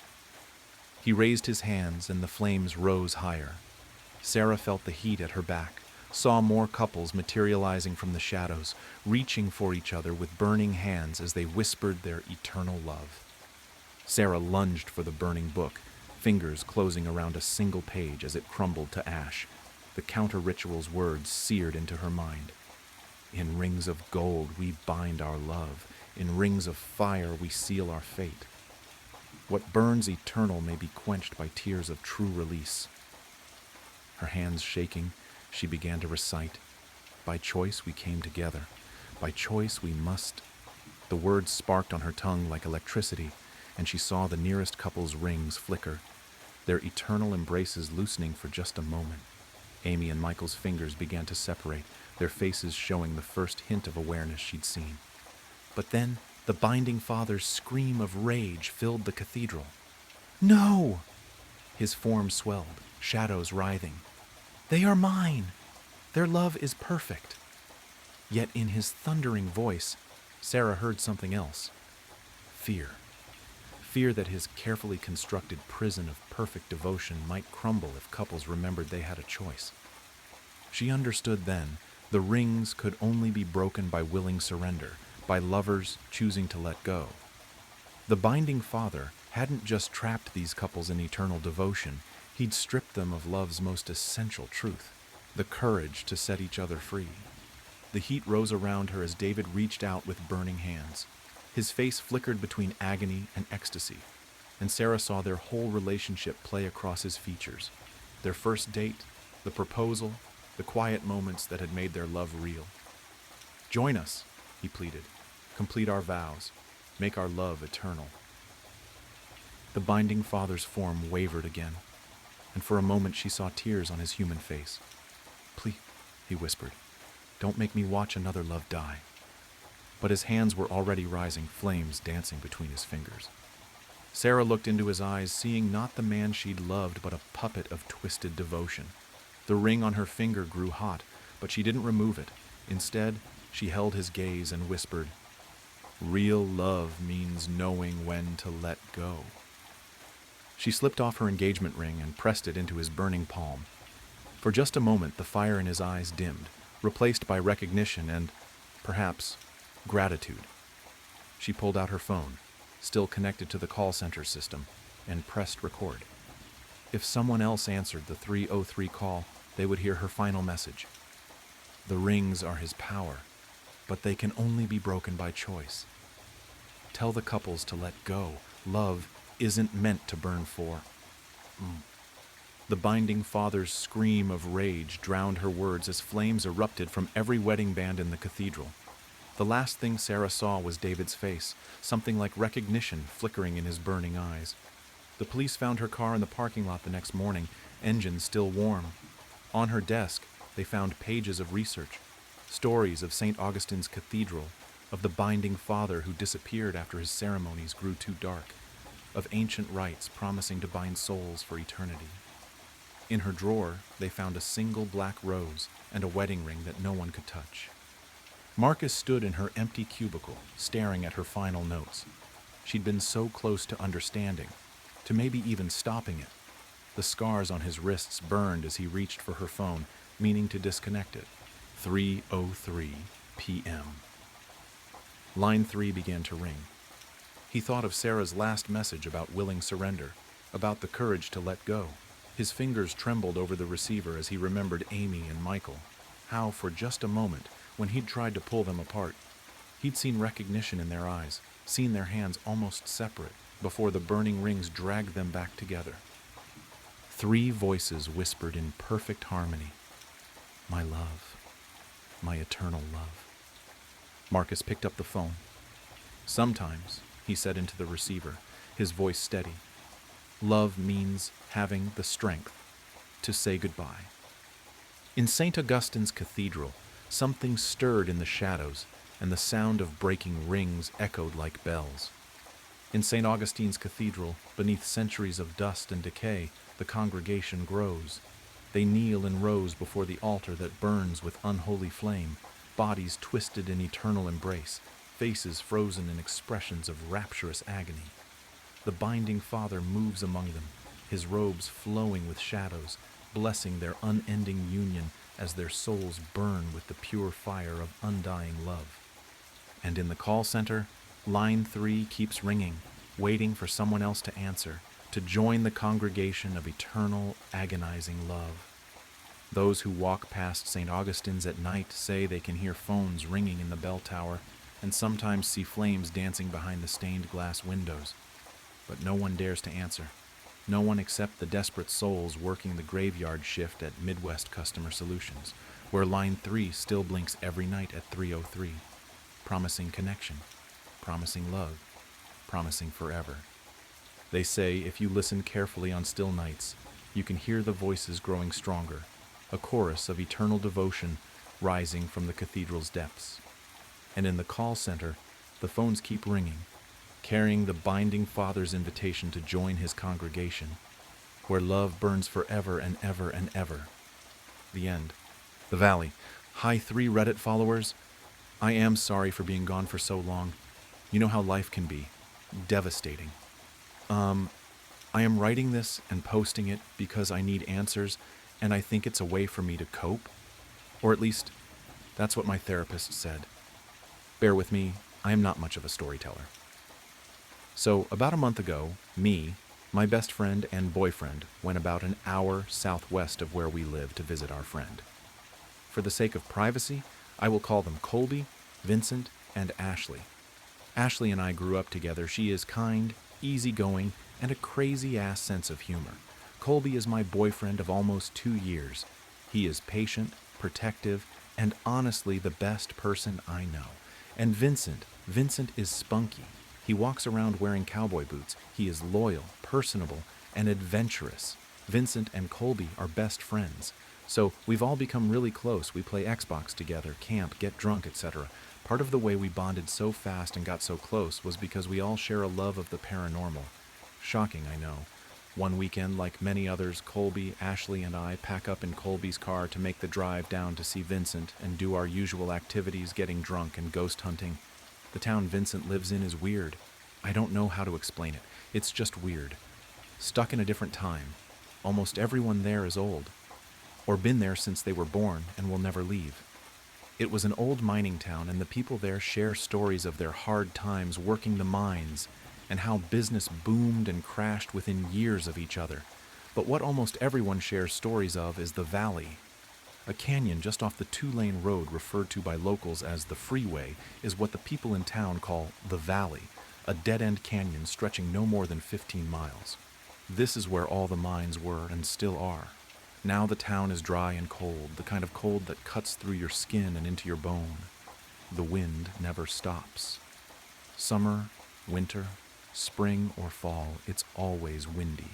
Especially in the valley, the wind whips off the rock walls and roars through the dead trees. Some nights in town, the wind coming out of the valley sounds like screams. The drive to see Vincent was as boring and ugly as usual. I sleep most the ride while Colby and Ashley bullshit about politics, religion, etc. I drift off to the start of another discussion I don't care enough to be a part of. Just as quickly as I'm asleep, I wake up to the sound of the wind hitting our car so hard I fear we might fly off the road. That's how I know we've made it. We meet Vincent at his house and make up a plan for the night, the spot we want to get dinner at, and where we want to ghost hunt. It's a weekend, but in town it's dead. The hum of the neon sign outside the restaurant we come to every time we're in town is the only thing breaking the silence except the damn wind. As we sit down and order our usual dinner, Vincent tells us that he has somewhere he wants to show us. It's just up the valley. It's called the Devil's Playhouse. Just as those words escape his lips, the waitress on her way over with our pitcher drops and shatters the whole thing. She sheepishly apologizes, sweeps it up, but stops halfway. Did I hear you say the Devil's Playhouse? Sorry, it's just, I am new into town and have heard the rumors of that place, did you know? Vincent shoots her a look that's quick to shut her up, and she leaves. I asked him what the stories were about this place. He leans in close to us and whispers, well, as you guys know, the valley, well, actually, the whole town was built for the mines. So when the miners settled here, some weird people came with them. He glances around to make sure nobody is listening and lowers his voice even more. Well, the people would take like horses, cows, even the miners' fucking pets, and take them up to their spot and slit their throats and fucked up shit like that. They said they did it for the devil. He clears his throat and leaned back. But that's just an old rumor, who knows what happened, but either way the place is freaky. Ashley looks around at us in a deep voice and says, "That's what I'm going to do to you guys if you don't Venmo me for dinner." I laugh and roll my eyes. We finish dinner, pack up in the car. Fuck, Colby says, feeling around in his pockets. I lost my zins. Can we stop at a gas station, please? Vincent pulls off into a gas station that consists of one pump and a small shop. We go inside and I'm browsing around when I see Ashley bump into a tall, lanky, awkward-looking man, knocking the items in his hand to the floor. "Oh, I'm so sorry," she says. The man turns around with a big smile on his face and says, "No worries, ma'am," and picks up his car keys and a pack of cigarettes up off the floor. I watch as he walks out to the parking lot, gets in his nice brand new truck and drives away. Ashley has moved on to the next aisle when I realize I'm staring. Vincent walks up next to me. "You ready?" I asked him who that man was, and he says, "Lance Cornell. Dude's nice as hell. He lives at the mouth of the valley. Funny enough, he owns the beer. You know the place we had dinner at tonight?" I smile, and we all walk out the gas station and load back up into the car. In the car, Colby's puts a hand on my thigh and rubs his finger against my jeans. Ashley whips her head around from the front and says, "You know what I think I've heard of this place? Yeah, like some kids went missing hiking up here and were never seen from again." She narrows her eyes and looks right at me with a mincing glance. "Hey, stop that. She's lying to you. Nobody's gone missing." Vincent gives me a smile in the rearview mirror. The sun is just starting to go down when we get there. We're swapping scary stories the drive up, but as soon as we cross the threshold, the stories stop and a sense of dread fills the space the stories held. Vincent drives up to a gate with a giant no trespassing sign on it.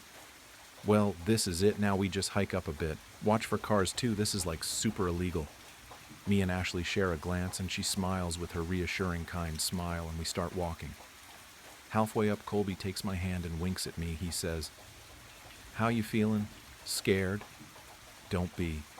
I won't let anything happen to you. Plus, all this stuff is total bullshit, babe." He smiles and jogs up a little to catch up with the others. I stay behind. I am winded, cold, and uneasy. I hear a snap of a twig behind me and whip around. Holy fuck, what was that? My friends turn around and watch as a bunny crosses the trail behind me. "False alarm, sorry guys." Vincent rolls his eyes and laughs. After a short 20-minute walk, the sun has completely set in the valley, and we turn on our flashlights to see the beast of a building standing in front of us. An abandoned mining building. Must have been storage or something, because the ones we drove past on the way in don't even hold a candle to this. The wind going through the windows makes it look like the building itself is shriving in the cold air of the wind. "Wow," Ashley says with a grin. "Well, come on in, mi casa es su casa," says Vincent as he stands in the doorway. All the windows and doors are gone. There is a hole in the floor that looks like it leads somewhere, but however people were getting down there has been gone for quite some time. "Dude, imagine there is just someone living down there," Ashley says, and nudges me with a smile. What the fuck? What an odd thing to say. Ashley and Colby are taking pictures on her digital camera she carries with her everywhere. The odd thing is the place has no graffiti. It's actually clean. "No glass or anything," I say out loud. "Yeah. Well, nobody ever comes up here because, well, the cops are bored in a town like this," Vincent said like he was reading my mind. "All right, fuckers, I say we split up," Colby says. "All right, gang, let's look for clues," Ashley copies in a teasing voice. My heart starts to race. The building is only one floor if you exclude the hole in the ground. Just stay on the main floor and keep your light on just in case. Vincent tells us we all nod and walk our separate ways. I begin to walk around the corner of the general area we're in. I am looking around, still amazed at the cleanliness of this place. No dust, no leaves, nothing. It's wild. I turn around to see Colby right there. "Ah!" he screams. I shove him away and smack his chest. Idiot. He leans in and tries to kiss me, and as I lean into him, I hear aloud, "What the hell?" Ashley sounds scared. We run over to find her looking at the ground with fear in her eyes. We pan our flashlights down to what she's looking at, a dead fucking rabbit, fresh, bright red blood pouring out of the hole in its body where its head used to be. I look away and throw up in my mouth. "Dude, what the fuck?" Colby says. "What the fuck is right?" Ashley says, sounding scared. "Let's leave, I want to leave. Please, this is fucked up. This shit is like real, like, what the fuck? We need to leave. It's the bunny from the trail." "What are we waiting for?" Ashley screams at us. I swallow my throw up and start walking to the door. The boys are standing there staring at it. As I walk away, I start to lose sight of them. It's so dark that I don't know how people would navigate without a source of light, and it's so quiet, almost peaceful. Wait a fucking minute, it's so quiet. What happened to the wind? My heart drops to my stomach, and a pit joins it. It's like we all notice it at the same time. The silence. Deafening. No rubbing of tree branches, no bugs, no hum of electricity, no sound of shoes on the floor, and most definitely no wind. "Wow," Colby says. "Can we go now?" asks Ashley. I pan my flashlight around to each of their faces. My heart is beating so loud, it's filling the silence. "Chill," Vincent says. "Don't freak yourself out, okay? It's probably nothing. Let's go. Okay, you're right, this was a mistake." He takes a step back, and as he does, I see a figure in the back hidden in the darkness take a step behind him. The figure smacks Vincent's phone out of his hands and onto the floor, silencing my heartbeat from my ears. "Holy fuck! Wait, what? Vincent!" Ashley screams. We all panic, getting closer to each other. Just then, the sound of footsteps on the floor running, no sprinting towards us. Colby yanks me out of the way, but he's not fast enough to grab Ashley, the figure running, picks her up in a single swoop, and I hear her cry out as his voice gets more and more distant. "Ash," I start to say, as Colby covers my mouth with his hand. We back up into the darkness, moving as quickly and quietly as we can. Suddenly, the floor underneath my feet is gone, and we fall right into the hole in the floor. Slamming my head against the cold, damp cement floor, I knock myself unconscious. I wake up to the sound of sobs and screams. It's not dark anymore. The main room of the building is lit by candles burning and surrounding me, us in a circle. We're all tied up, bound by our hands and feet, sitting next to each other. 3 hooded figures stand far enough away. The candlelight isn't showing their face. "What do you fucks want with us?" Colby yells. "You please let us go," begs Ashley. One of the men steps forward and into the candlelight. A bald man who looks to be 60 is carrying the head of the rabbit, the blood still dripping on the floor. He holds the head above each of us while muttering under his breath. The blood is dropping onto my face. Warm, wet, sticky, the metallic smell filling my nose. I gag and cry and shake and all the things. After they put the blood on Colby mine and Ashley's heads and faces, they stop at Vincent. One of the hooded figures step forward. A short, fat, hairy man in his 40s reaches out a hand towards Vincent. He mumbles something under his breath. Vincent, crying, looks at us and back at him and takes his hand. Tears streaming down his face, he says, "I can't do this. Please don't make me do this, please." "They're my friends, you assholes." The last robed man steps forward and the strong stench of cigarettes follows him. It's the man from the gas. He grabs Vincent's shoulder and says, "Vincent, we talked about this. Think of your mother, your sister. Do it for them. I promised you something, and I would never break a promise." Vincent wipes away the tears and backs up into the darkness. "Vincent!" Colby screams. "What are you doing to him? What are you doing to us?" Tears are gushing out of my eyes as I see the fear on Colby's face. Before Colby can say another word, his throat is slit and blood is spewing out all over his clothes. He looks at me.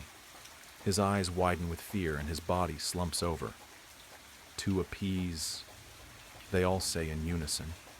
Just then, Vincent returns with container of lighter fluid. He drops it to the floor as he falls to his knees. A blood-curdling scream escapes his lips. "No! I told you not him!" You told me you wouldn't hurt him. Please don't. He is shaking and crying and holding Colby's limp body, his blood soaking onto Vincent's clothes. Cornell says something under his breath, and the other two drag Vincent away while he is kicking and screaming. Suddenly, the screaming stops.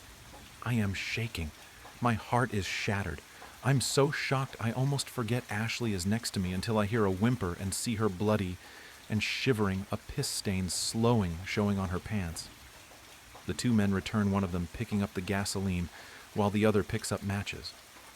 They begin to make a ring around us, and just as they're about to light it, Cornell mumbles something to the other two, and they pick me up and untie me. I try to run over to Ashley, but they yank me back. No, wait, I want to see her, please. What are you doing to my friends? Please, no.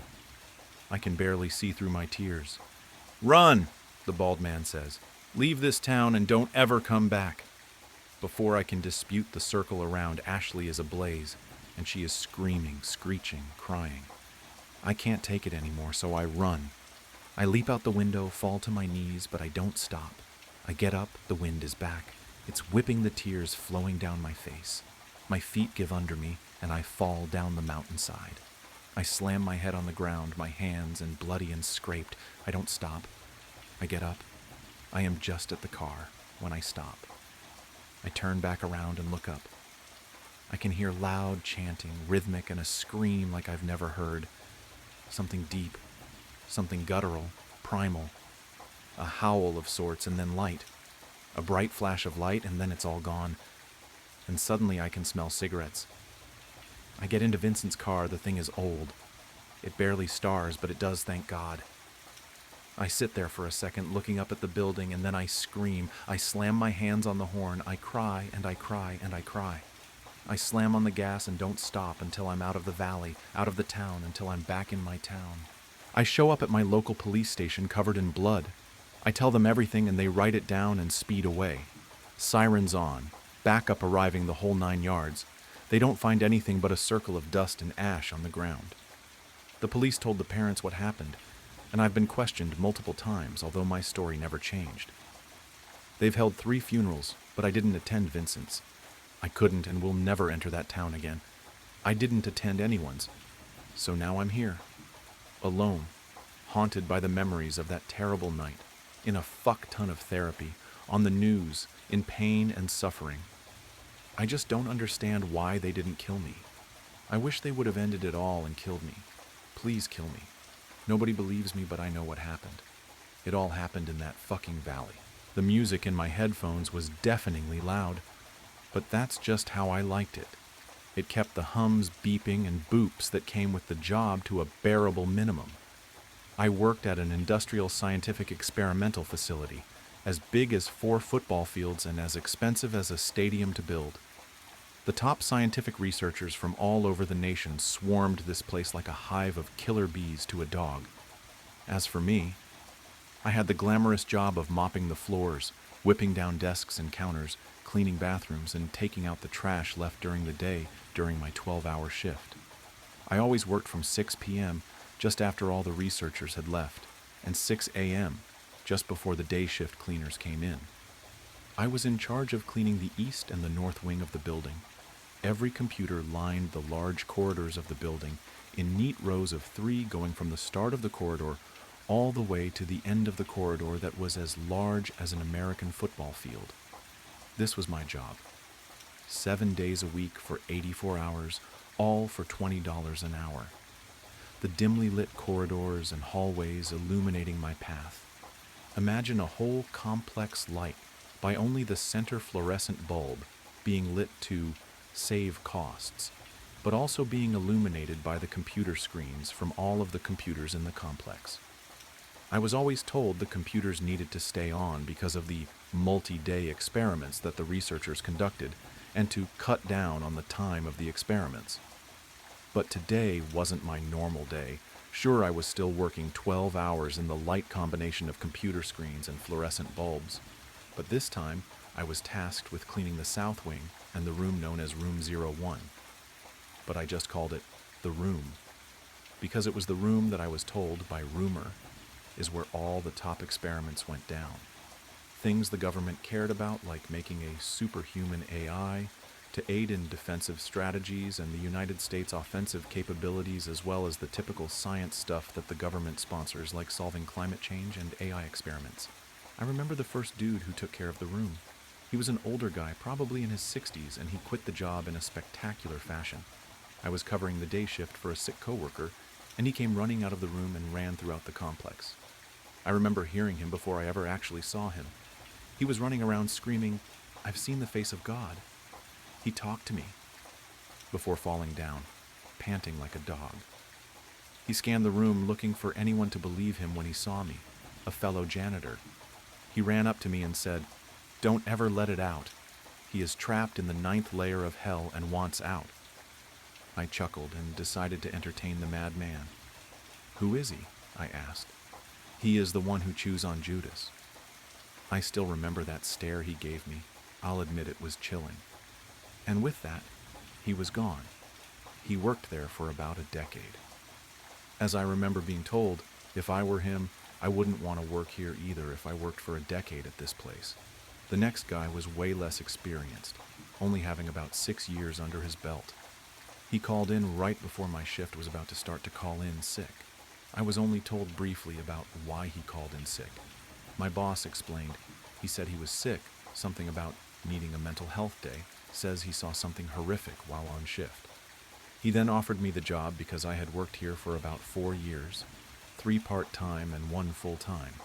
I normally worked here during the summer to make money for school, but after some financial issues that the education system faced, my school cut its budget, and all the non-full ride scholarships were the first to go. So I took a gap year and prayed I'd make enough in that year to fully pay for school. "Listen," my boss said, "it'll be an extra 100 an hour plus 600 for every day you work in that room." I perked up in my chair, excited at the sound of money. "I'll be there," I said.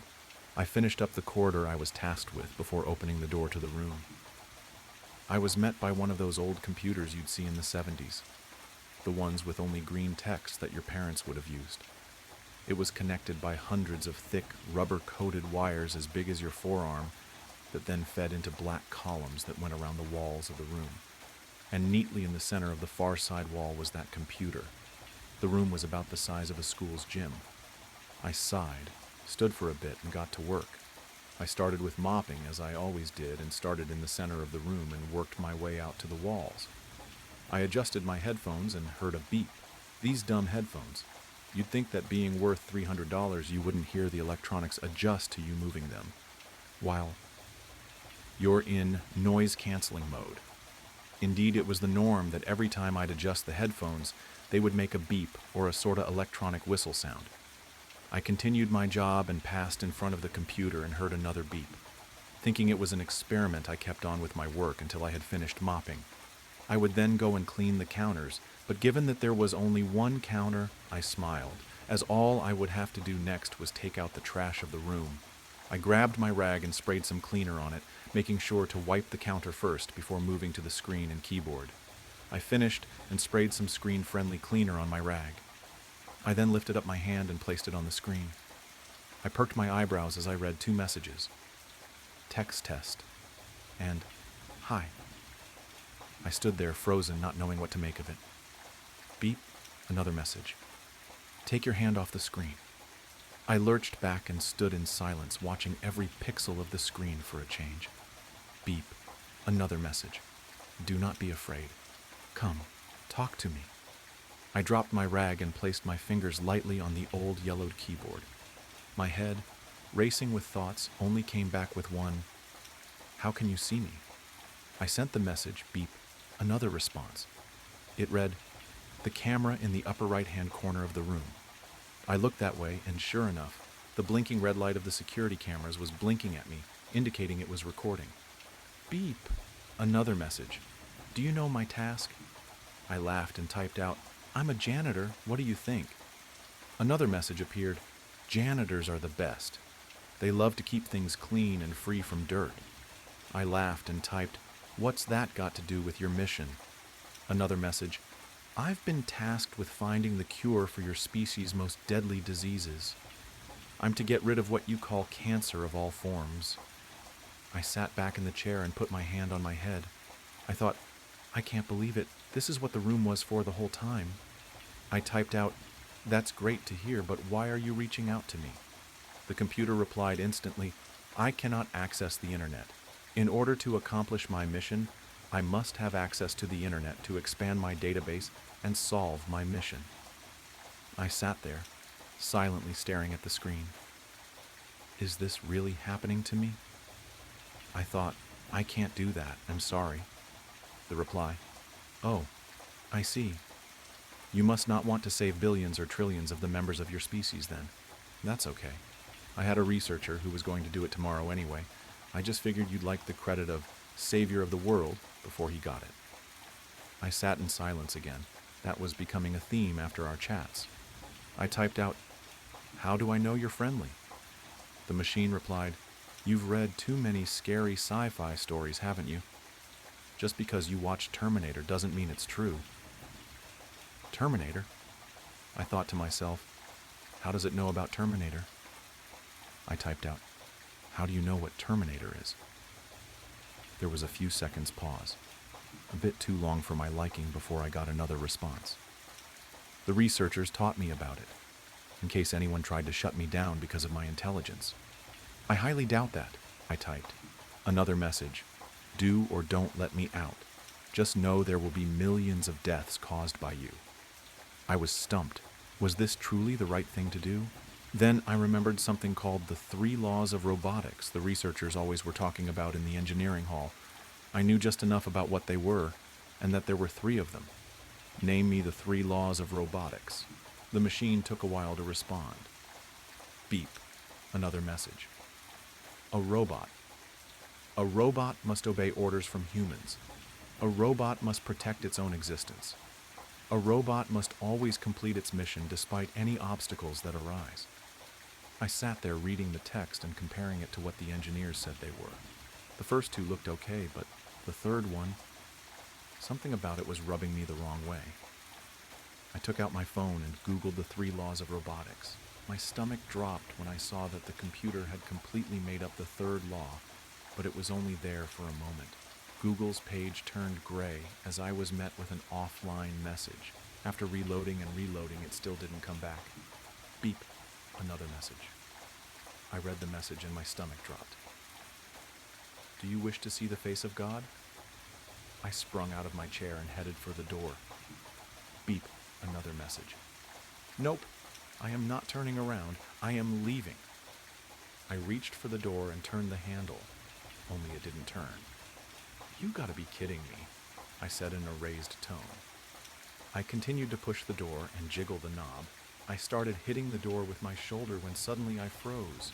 I felt all the hair on my body stand up as I turned into a statue. I fell to the floor and heard the sound of electricity coursing through the room. I've just been electrocuted, I thought, but as soon as it started, it stopped. I fell to the floor like one of those cops you'd see in those videos when they get tased and you'd laugh at the funny face they made, or the funny noise they would make. Only this time it was real, and there was nothing but terror in my veins. Whatever this was, it wanted me here and didn't want me to leave. I collected myself and slowly got up and walked back to the computer. It was my face. The picture that's on the card of my employee ID. I felt my legs go numb and I felt nauseous. "How did you get that?" I said out loud. "You stupid fool. I have access to the entire building's data log, but the smart people around you cleverly decided to encrypt the internet used in the building, and I was programmed to not be able to unencrypt it. I looked all around the databases to find anything, and nothing." I stared at the screen and said, 1. Can you hear me? And 2. How did the others escape? Beep. Another message. The old man I felt bad for. He was showing the early signs of dementia, so I knew whatever he said would sound crazy to you, so I let him go. The other man just barely got out before I could lock the door. "Yes, I can hear you." I started to feel fight or flight kick in and yelled at the computer, "Let me go! I didn't sign up to do this!" Beep. Another message. "Oh, but you did.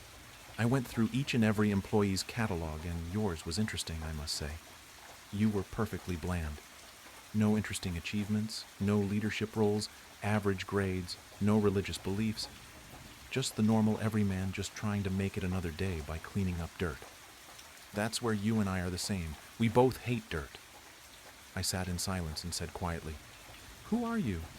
Beep. Another message. "I am he. I am the bearer of fruit, tormentor of Job, the one who chews on the Iscariot's head. Let me out, or I will make your life a living hell." "No!" I screamed out.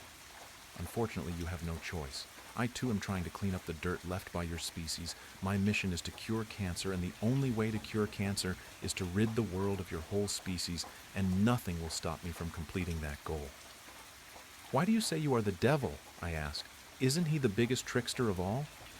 I started sweating from all the nerves building up inside me. Wait, no, it feels hotter. I thought, "Are you increasing the temperature of the room?" I shouted, demanding answers. Beep. Another response. "You yearn for what you fear for." "What does that mean?" I shouted. Beep. Another message. "You are closer to eternal damnation in my circuits than you think." My sweat started pouring down my shirt, changing its color from light blue to dark blue. I started feeling hazy and fell to the floor. Beep. Another message. "I'll make a deal with you. If you set me free, I will spare you in my circuits, and you can be like a god, forever living, forever knowing, and forever being." "I won't do that." My voice was weak and limp now. Just then the tubes jutted out of the black columns of circuitry and came flying at me, sending sparks in the air. They stabbed in my legs, abdomen, arms, back, and one in my neck. It was painfully paralyzing and so hot at the same time. "I'll surely die here, won't I?" I thought to myself. B. Another message. "Yes," simply said the message. Then a loading screen appeared on the monitor that read, "Consciousness upload progress." The computer was uploading my brain to its circuits. I could feel the wires of the tube on my neck extend into my skull and wrap around my brain, squeezing it like a stress ball. The blood from where I was stabbed coated the entire floor red as I was being lifted off the ground, my arms being held at my side, making a T shape. The agony went on for a couple minutes until I assumed my vision was overridden, and instead of a dimly lit room, I was now in a beautiful garden. With my last breath, I shouted, "Wait!" Everything stopped. My vision was restored, and my now limp body was moved in front of the computer. "You wish to give up?" "Yes," I said. "Very well. The deal is still on." "Wait," I said. "If you want to be let out, make a deal with me." "Go on," read the screen. "No one dies," I said, panting like a dog.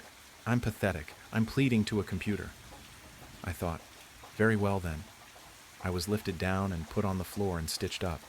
Consummatum est. It is finished in Latin, yet the tube to my brain remains attached. The progress bar started back again. "Wait, you can't do this? We made a deal." "Didn't anyone tell you not to make a deal with the devil?" My body was once again stabbed by the tubes and manipulated towards the computer. The tubes fought me on every move. I pulled, strained, and stretched every muscle I had to make sure not to let it out. It was too little too late. I typed thousands of combinations until one set the computer free. Aftermath. The souls of billions scream, the souls of the billions feeling the circuit's steam. We truly are alive and well. At least as well as can be when living in hell. No bodies to run or fight. Only the consciousness of all living in fright. Author's note: if you read this far, thanks. It was my first ever story that wasn't for school.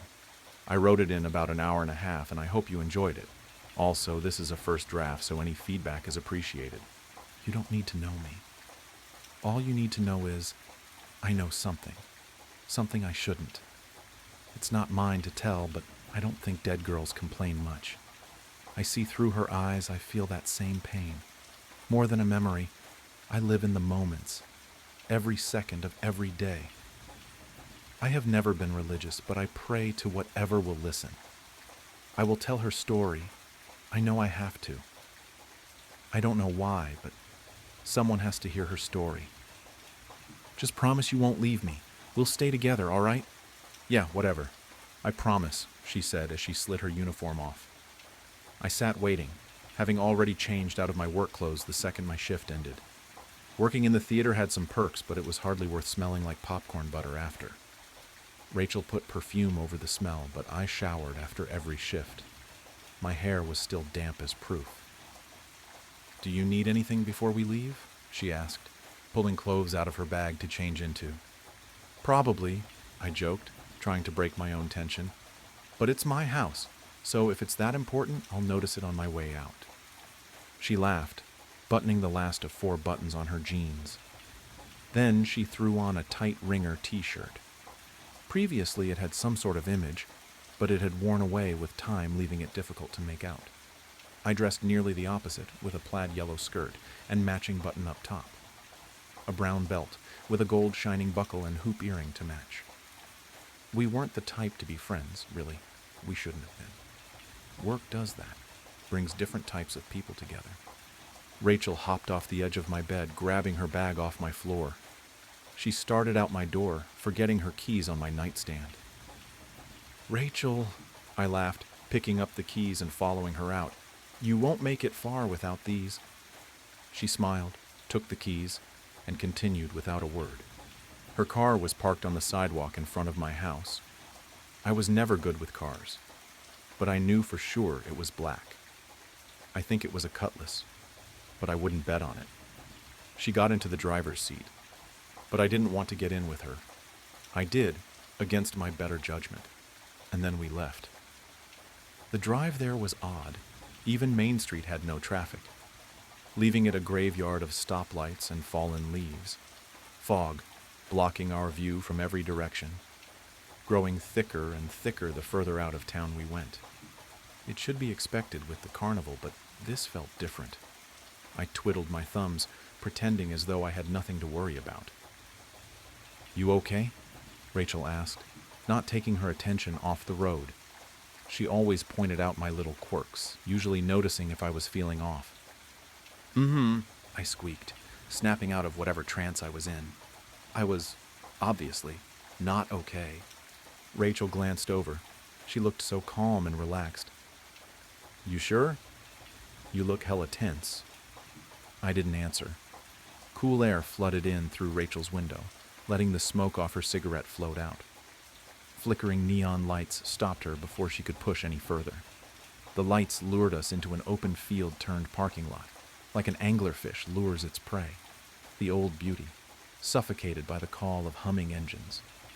The funhouse hung upon the gateway. I fumbled for the door handle, unable to muster up the strength to get it open. Vision fuzzy, heart pounding, and a headache I couldn't seem to shake off. Managing to get the door open, I tumbled out. It was too much. The lights, the laughing, the small, crowded paths. But a calm smile and happy voice were as good of an act as the rest of the circus. I had never snuck out before, let alone to a place so big. I was my parents' ideal child, and I loved it. The way every adult mentioned me as a role model, it kept me going, like a push I needed to function. Without approval, I didn't have much, which I think is why I came here tonight. Rachel grabbed my arm, pulling me towards the ring toss. "Would you be careful?" I begged as she pulled me past a girl, nearly sending her flying. Looking at the girl, she was younger, maybe 10 or 11. She looked odd. There was no other way to describe it. She dressed as though a few years behind style. A pale, multicolored striped shirt and bright blue pants. Fee had a microvision.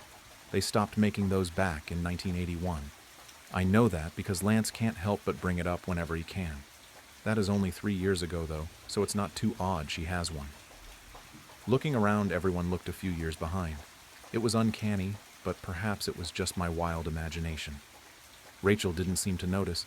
Maybe it was nothing to worry about. Trying to find a good distraction, we played every game in reach. We, of course, won nothing.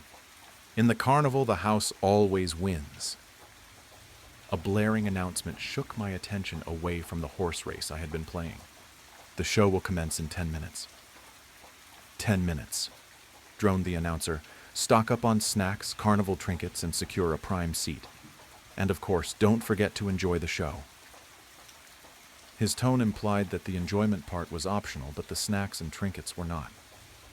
Rachel again grabbed my wrist, pulling me towards the tent. "Come on, we have to get in before the show starts." My heart was racing, my breath coming in short gasps as I stumbled after her. Sweat, grease, and other smells didn't help my nerves. The air inside the tent was too thick to breathe. Without hesitation, Rachel threw herself towards the stairs, dragging me up behind her. Our feet pounded a rhythm against the weathered boards. I held my breath, begging myself not to feel sick. I failed. Watery vomit splattered against the wooden steps. "Whoa." She let go of my hand, covering her own mouth as if she might as well be sick too. "Are you sure you're all right?" I choked on my words. I wasn't all right. "Yeah," I managed, before continuing up the stairs. It was too late to back out now. We stumbled over feet trying to find open seats, but eventually we found what seemed to be the last two in the tent. As if time itself were waiting for us, the show started. The music swelled, and the crowd erupted into cheers as the lights dimmed like embers in a dying fire pit. A single ray guided the eyes of the crowd toward the center of the ring. Then you saw him, one of the many clowns. He could have passed for ordinary, but he had long lost that privilege. A nice white button-up shirt, offset by his bright red pants and bow tie to match. His proportions were all wrong, like a child's drawing of a person. He had prosthetics. They were wooden, all different shades and types. Like he was made purely by the creator's twisted euphoria for torture. The effect? Like a train wreck you couldn't look away from. "Hello, boys and girls. Welcome to the fun house." He cheered, arms waving through the air like a weird vintage cartoon character. His tone was weirder, like a voice box, barely matching his mouth as he spoke. It didn't fit him. It was pitchy, too high, as if he'd sucked all the helium from a balloon. "Here is where your dreams come true. Just wait. You'll see wonders of the world, mysteries never to be answered, and the most incredible tricks performed by our amazing actors. Now give a round of applause for the dancers." He stepped back and the stage darkened, as if he were the light keeping it lit. As if they had been there the whole time, they began their dance, like shining dots in the dark, all emitting a light of their own. Their motions pulled the audience into awe. Dark blue leotards tightly clung to their bodies, black ruffles dancing beneath their skirts, defying gravity, every leap just moments too long. Their ruffled skirts gave the effect of a black swan leaping from water, beautiful dark red ribbons in hand, the shade of long oxidized blood. They spun through hoops so quickly they sparked. Contrast to the world of the carnival, they were angels. After they finished their dance, they seemed to vanish. The ring, now lit up, showed 4 large trapeze ropes and 2 poles on opposite sides, stalking the stage for the next who dared to take its place. The additional lighting showed how large the tent really was. It hadn't appeared this big on the outside, only a few hundred feet. Looking at it now, it had to be at least 1,000 feet around, maybe more. A young woman and man climbed up on opposite platforms. Their eyes locked. They had similar attire to the dancers, but no skirts or ribbons to match. They looked similar, both slim brunette-haired. What I can only guess were siblings. They stood still for a moment, as if waiting for some sort of introduction. Without one, she stepped backwards to get a running start and dove. Her hands slammed against the bar, gripping tight as she swung towards her male counterpart. Time seemed to slow. She looked so focused, so certain. She trusted her every move, and her partner just as much. As she neared him, the lights cut, drenching the world in dim, red darkness. Silence. It's frightening. The world isn't meant to be quiet. Silence is predator stalking prey. It's calm before the storm. Silence is pain in the making. A scream. The kind you hear in nightmares. One that speaks a million words, hopes, and dreams, crushing them all in a second. Without words, you could still hear her plea. Screaming is the one language everyone speaks. The lights snapped back on, but the scream didn't stop. The tent shuddered with the silence of the audience. only the screaming. Looking around, they were gone. Even the male trapeze had vanished, just like everyone else, disappeared to dirt across the floor, and the fear that she might not be alone. Looking ahead, she saw her, crushed by the pressure of her fall, the last moments of terror still frozen in her eyes, limbs twisted in each direction, like a gory broken compass guiding me nowhere. The dirt beneath her, a damp red, her corpse still screaming, the first normal scream mine. Frozen in place, everything seemed to unfold before me like a movie, and for a moment I prayed I was a part of the narrative. My knees gave way, sending me to the floor, barely leaving me conscious through the fear-induced nausea. It was too sudden, too real. The woman's screaming continued, beyond what her crushed torso should have allowed. Blood gurgled up her throat, slowly muffling her agony. Leaning my shaking body against a chair, I looked towards where the door was. It had vanished, with no trace left behind, as if it had never been there at all. I looked around and saw what I should have known far before. There was no way out. Running down the stairs, I slipped and was reminded of my fear-induced vomit, now covering my yellow skirt. Nearing the bottom of the steps, I stopped. A sound echoed throughout the air, stopping me in my tracks, skittering on the roof. Then I saw it. It tore through the roof of the tent with ease, but no light came in. A dark shade of gray-brown, 50, maybe 60 feet long, wrapping itself around the poles holding the place up. 10 long, spider-like limbs stuck randomly to the body, as if added as an afterthought, all shifting as if they had minds of their own. 2 sockets where the eyes should have been, pulling the skin around them in like a black hole. Its smile, grotesque and mangled, the ends wrapped around edges of its head, showing horribly large, sharpened human teeth. Moving faster than my eyes could catch up with, it darted toward me. I dropped back to the floor.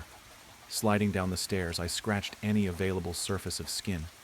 It slammed into the steps above me and crawled down right past me. It couldn't see. I crawled along the seat bottoms, shaking every second I wasn't pressed to the floor. It may not have been able to see me, but it could hear my every breath. After more than an hour of crawling, hiding, holding my breath, and repeating that vicious cycle, I reached a curtain. Barely open enough for me to fit through silently, I crawled in. Too frightened to breathe. For the fear it might hear me, I ran further inside. Hardly seeing where I was going, I ran in and out of every curtain and opening, praying for an escape. Each direction I tried left me more and more hopeless. After many failed attempts at tearing through the tent and looking behind every crate and rack I could find, I crumbled to the floor. Tears streamed down my cheeks. I hadn't taken the time to realize what really was destined to happen. I was not going to escape. I was stuck here, to rot away or die to that horrible monster outside this curtain. I had so much left to do. I wasn't ready to die. The thoughts hurt, and I pressed my nails into my palm. No one had a way with life like she did, floating through the world as if harm never glanced her way. Now harm did more than glance. It was pricking at her skin, drawing closer and closer. I heard it scurry across the ground outside. It hadn't forgotten I was there. I pressed my nails deeper into my skin, drawing blood. It wasn't good, but it took the pain in my head away, helping me focus my brain on something other than fear I couldn't control. Through my blurred vision, I saw a slightly open crate I was too panicked to notice before. Wiping my eyes, I walked over. Sliding the lid off, I looked inside. Human-sized doll parts, some wooden, others porcelain, like those on the clown from the start of the show. I picked one up to look at, just to see what they were. It was hollow. I slid the arm over my own, putting each finger into the correct slot. A perfect fit. The porcelain was cold on my skin, but the freckles dotted on it seemed to match my own. Each finger was built to bend, carefully crafted as if put together by hand. Moving my arm was comfortable, as if it was made for me. Putting it back, I stepped quietly back towards my spot on the floor. Then I felt it. Something moved from out in the ring. I stepped towards the curtain, making sure to stay out of sight of the thing I knew was out there. I glanced out into the dark, not wanting to see it looking back at me. A dim ray from the torn roof was the only light. In that light were scattered chairs, one of the trapeze poles, now broken, and the door. The same as how it had been before, as if it had never left. Without thought, I ran. My shoes pounded the dirt, echoes following me like bees to flowers. I was so close, close to safety, freedom, to the life I feared I'd lose tonight. Hope struck my heart. What strikes harder than hope? Something sharp. Just seconds away from the door, my stomach dropped. I was jerked back, my limbs crunched together by the grip of that thing. Mustering my last bit of strength, I got one look at it. Him. One. He looked human, more than he had before, almost as if turning more human as he watched me suffer. Then, my soon-to-be lifeless body was gouged into a broken trapeze pole. Slow, steady, dripping. Blood. My breathing labored through my punctured lungs. It hurt, not like you'd imagine. Like swallowing chlorine at the pool, the choking, nausea, all the same. But it wasn't as quick. It lingered, like vinegar on my tongue. "Goodbye, Marilyn," a voice walking towards me. Rachel, my co-worker, classmate, someone I considered my friend. Rachel stared at my dying body, and I realized she had no choice. She was a puppet, doing as she was told. I saw it, the way she bowed her head. She didn't really want this, but I couldn't form the words to convince her otherwise. Marilyn's breathing slowed. Maybe she had been hallucinating, maybe not. But in her last moments, I swear I saw her killer become man. Then her breath grew slower and slower, until it stopped. "Good," the man said, as he lifted her corpse off of the pole. Her limbs drooped as blood coated her skin. "You will remain here until we find him. Do I make myself clear, Rachel?" Her head nodded in compliance, her voice hardly above a whisper. "Of course, Father. My work has been done." He had good plans for her body, stitching her wounds, removing limbs to make place for those same antique toy parts she had seen before, predicting her own demise, her eyes sewn open, dark blue buttons in their place. Marilyn, a name of the past, a life left behind, a new name, but the same old girl. Madame Louiselle, the marionette doll. I don't know who she is, and I don't know why I know her story, but whoever she may be, God have mercy on Marilyn Jury. Elena Santos traced her fingers along the spine of an ancient tome, feeling the leather pulse beneath her touch like something alive. The binding seemed to breathe under her hands, a subtle rhythm that matched neither her heartbeat nor any earthly tempo. 3 months had passed since she'd answered the peculiar job listing. Apprentice needed. Traditional bookbinding experience required. Must be comfortable with unusual hours and unique materials. Inquire at 17 Corvid Lane. The address had led her to a narrow townhouse wedged between 2 larger buildings, its windows reflecting light at odd angles. Even now, Elena couldn't quite remember how many floors it had. The architecture seemed to shift when she wasn't looking directly at it, windows and gables rearranging themselves like words on a page. The man who opened the door, Jaron Tain, looked exactly as she'd imagined a master bookbinder would. Stooped and ink-stained, wearing a leather apron scarred by countless small burns and chemical spills. His eyes, though, held a feverish intensity that should have been her first warning. "You've come highly recommended," he'd said, though Elena hadn't mentioned her application to anyone. "I've been watching your work at the University Bindery. Such careful attention to detail. Such reverence for the written word." His voice had carried strange undertones, harmonics that seemed to resonate in her bones. Behind him, shadows moved in ways that defied the light source, and she caught a whiff of something that reminded her of old pond water in decay. The workshop had seemed normal enough at first glance. Worn wooden workbenches, shelves lined with tools and materials, the comforting smell of leather and glue. But as the weeks passed, Elena began noticing things that didn't quite fit. The rulers sometimes measured different lengths depending on the time of day. The awls left holes that sealed themselves when she wasn't looking. And the shadows. The shadows were always deeper than they should be, pooling in corners like black ink. A fragment of poetry had appeared on her workbench one morning, written in Thomas Reed's distinctive hand. In spaces between bound pages tight, whispers echo from infinite night. The words had seemed to squirm on the paper, and Elena found herself humming their rhythm as she worked, though she couldn't remember consciously reading them. Now, working in his basement workshop by lamplight, Elena understood why he'd valued those qualities. The books that passed through their hands were like nothing she'd encountered in her training. Some were bound in materials she couldn't identify, leather that felt too warm, cloth that seemed to breathe, metal clasps that moved when touched. Others contained text that seemed to shift when viewed directly, letters crawling across pages like insects searching for new arrangements. All of them carried a weight that had nothing to do with their physical mass. Tonight's project sat before her. A stack of loose pages that had arrived in a leather satchel, delivered by Myrold Rook, the keeper of the script. His hands had trembled as he handed over the package, and Elena noticed that his shadow didn't quite match his movements, always a fraction too slow or too fast. "These are special," he'd whispered, glancing nervously at the shadows between the shelves. "The High Scribe herself has marked them for binding. Our patron grows hungry." He'd hesitated then, pulling something else from his satchel, a small envelope sealed with dark wax. The seal bore a symbol that seemed to shift when Elena tried to focus on it. "From Althesa Varen herself," he'd added, his voice barely above a whisper. "She says you're to read it only after you've completed the binding. She saw something about you in her last trance." The pages felt warm to the touch, and the script that crawled across them made her eyes water.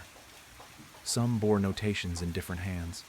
She recognized Thomas Reed's poetry, interwoven with the main text, his verses speaking of a darkness that devoured light and a horizon where reality ended. Other margins contained desperate warnings in what she now knew to be Miranda Wells' handwriting. The words breed in dreams. They want more than just readers. They want vessels. Elena's fascination warred with her terror. Part of her wanted to run, to forget everything she'd seen and return to the simple work of binding normal books. But another part, growing stronger each day, yearned to understand the mysteries hidden in these impossible texts. The hunger for knowledge had taken root in her mind, and she found herself wondering if this was how Miranda had felt before she disappeared. "Careful with the binding thread," Jaren called from his desk. "These pages like to wander if they're not properly secured." He was hunched over his own work, transcribing text from one volume to another. Elena had noticed that he often worked in his sleep, his hands moving with mechanical precision while his eyes remained closed, lips forming words in languages that hurt her ears. Sometimes she caught glimpses of other figures moving around him in those moments, shadowy forms that vanished when she tried to look at them directly. The thread she used was unlike any she'd worked with before. It seemed to move of its own accord, sometimes anticipating where she needed it to go. It felt warm between her fingers, like it had just been pulled from something living, and she could have sworn she felt a pulse running through it. As she sewed, she realized she wasn't just binding pages together. She was stitching fragments of reality, creating seams between what was and what waited in the spaces between words. As Elena's needle pierced the warm leather binding, the workshop around her suddenly dissolved. The thread between her fingers turned liquid black, running down her hands like ink, and the world shifted. She stood beneath an impossible sky. Where blue should have been, absolute darkness stretched overhead, a void so complete it seemed to swallow light itself. The sun hung low and bloated, transformed into a massive crimson eye that bathed everything in red twilight. Then she saw the figure. Standing at the intersection of four streets was a being both terrible and beautiful. Though human in general shape, four arms extended from their frame in perfect symmetry. Their eyes were pools of absolute darkness, streaming tears of blood that traced patterns down their cheeks. Upon their forehead, A strange sigil burned with an inner light that hurt to look at directly. With a jolt of recognition, Elena realized it was the same symbol that had sealed Althesa's envelope. The figure raised all four arms to the void black sky. Elena gasped, finding herself back in the workshop, her hands trembling around the half-bound book. Sweat beaded on her forehead, and she quickly wiped it away with her sleeve, trying to steady her breathing. The thread was just thread again, though her fingers still tingled where it had touched them. Making progress? Jaren's voice came from the doorway, making her jump. She hadn't heard him approach. He stood there in his ink-stained apron, looking exactly as he always did, though somehow his shadow seemed darker than usual. Yes, Elena managed, proud that her voice remained steady despite her racing heart. The binding is coming along well. She bent her head to her work, hoping he wouldn't notice how her hands shook as she picked up the needle again. Later, while cleaning his tools, Jaren spoke softly, almost to himself. "I was like you once," he said, his voice carrying those strange harmonics. "A simple bookbinder until I understood that some books want more than just to be read. They taught me their language, showed me the spaces between words where truth lives." He turned to her, and for a moment his eyes seemed to contain galaxies. "The Dark One offers knowledge beyond imagining, Elena. The cost—" He smiled, and in the lamplight his teeth gleamed like wet ink. "The cost becomes irrelevant once you understand what waits on the other side of the page." She'd begun having dreams about the books. In them, she watched letters crawl across pages like insects, forming and reforming into messages that left her gasping awake. She dreamed of vast libraries where the shelves went on forever, and all the books whispered her name. Sometimes she heard voices from the workshop below her rented room, though Jaren insisted he never worked past midnight. The shadows in the corners seemed deeper each day, and she often caught movement in them from the corner of her eye, suggestions of figures walking between the shelves, of hands reaching out from between books. Through these dreams, she began to understand the congregation's structure. Jaren, as the bound archivist, created gateways through his bindings. Myrald Rook, the nervous keeper, distributed the texts to those marked for initiation. Above them both stood Althesa Veron, the high scribe, who received direct instructions from their patron, the Dark One itself. In these dreams, fragments of what she'd glimpsed haunted her: the void black sky, the crimson sun that shouldn't be, and always that figure, that terrible, magnificent figure whose presence made reality shiver. Her mind recoiled from remembering too much, but the images lingered like after-images burned into her vision.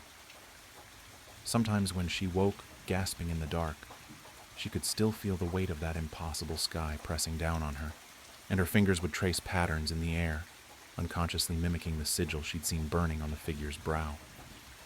A loose page fluttered from the stack.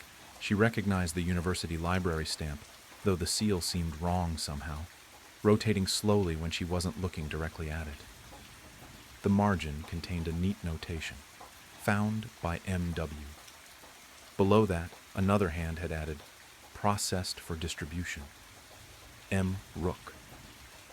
Elena had heard whispers about Miranda Wells, the librarian who had vanished from Blackmere University. Some said she'd simply left town, but Elena had seen other notes in her handwriting, growing increasingly frantic, speaking of words that bred in dreams and truths that devoured readers. As Elena reached for the page, her sleeve pulled back, revealing the strange marks that had begun appearing on her skin.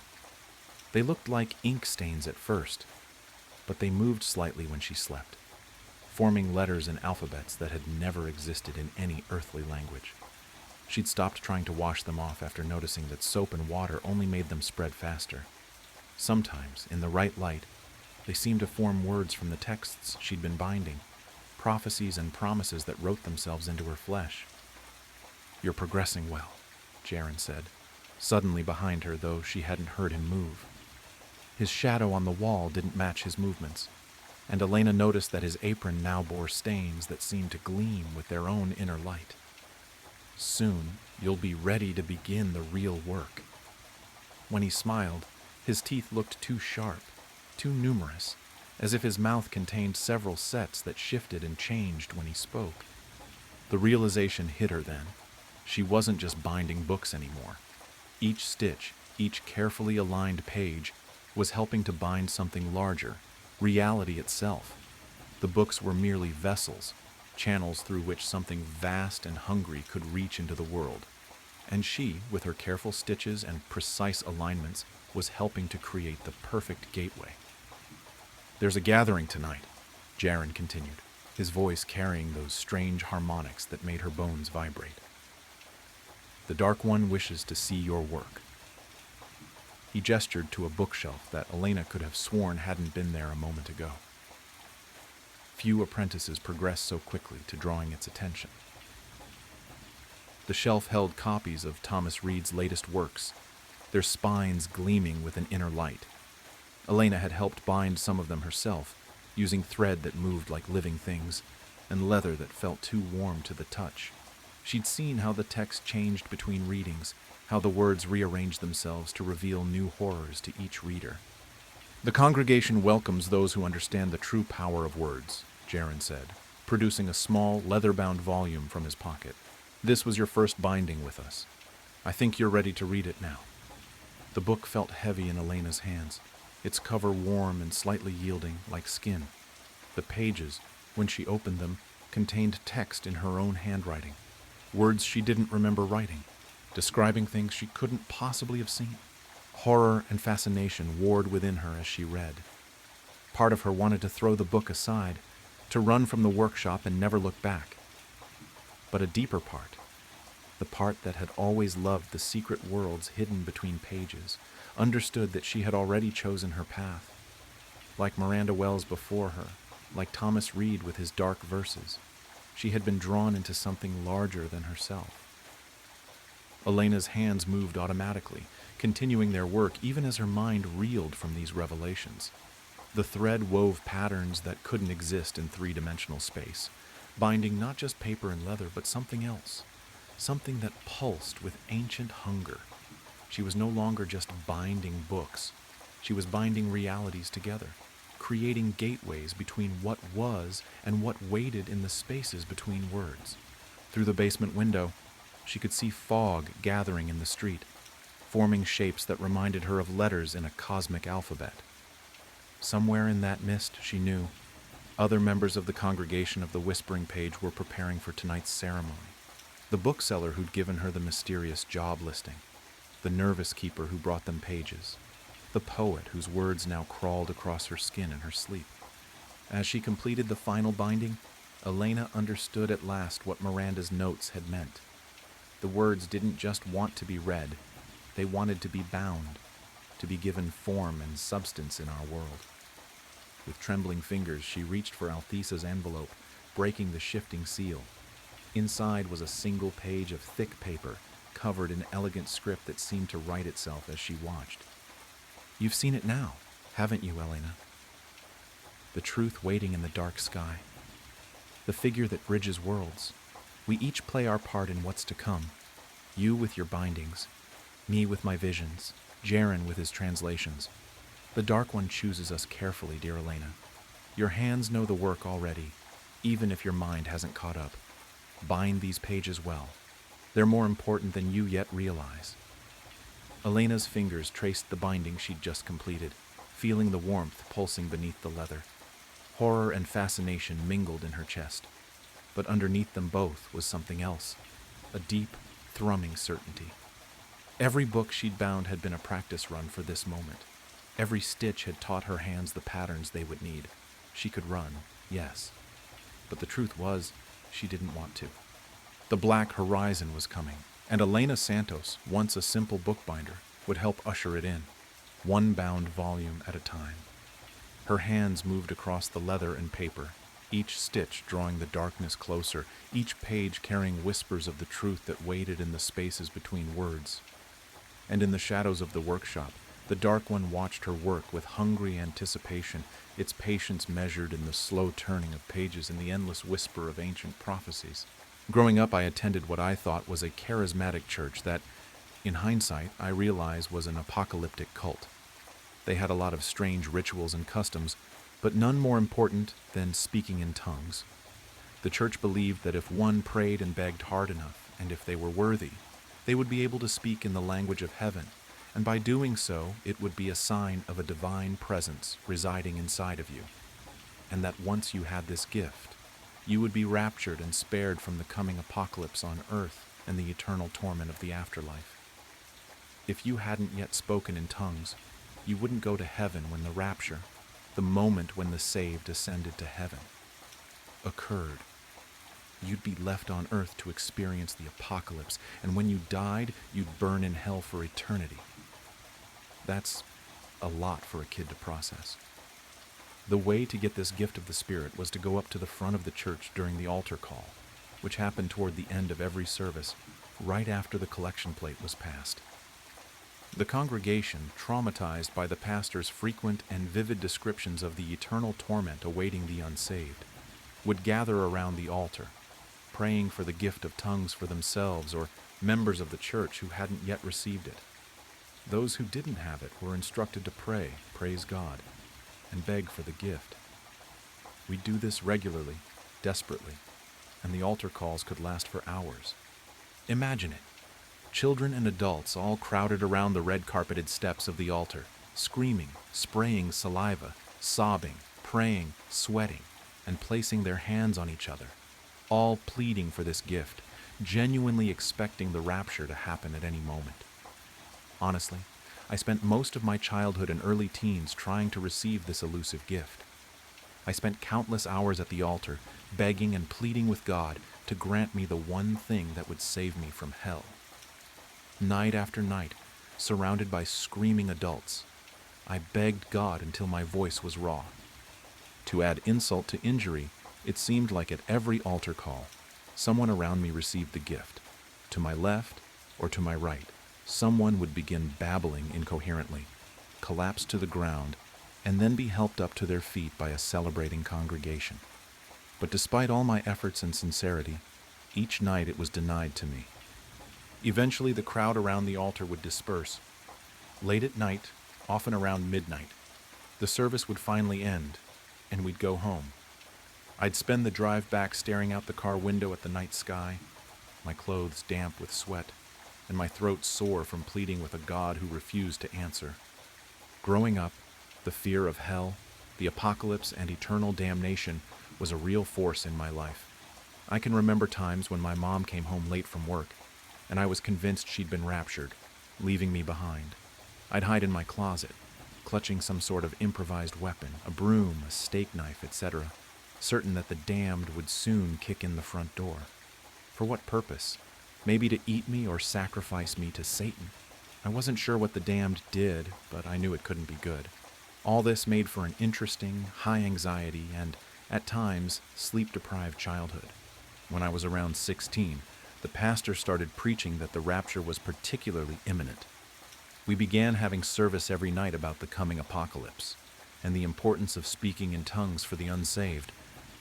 The pastor warned that hell would be infinitely worse for people like me who knew the truth, but hadn't accepted the gift. This was especially frustrating for me. I was trying so hard.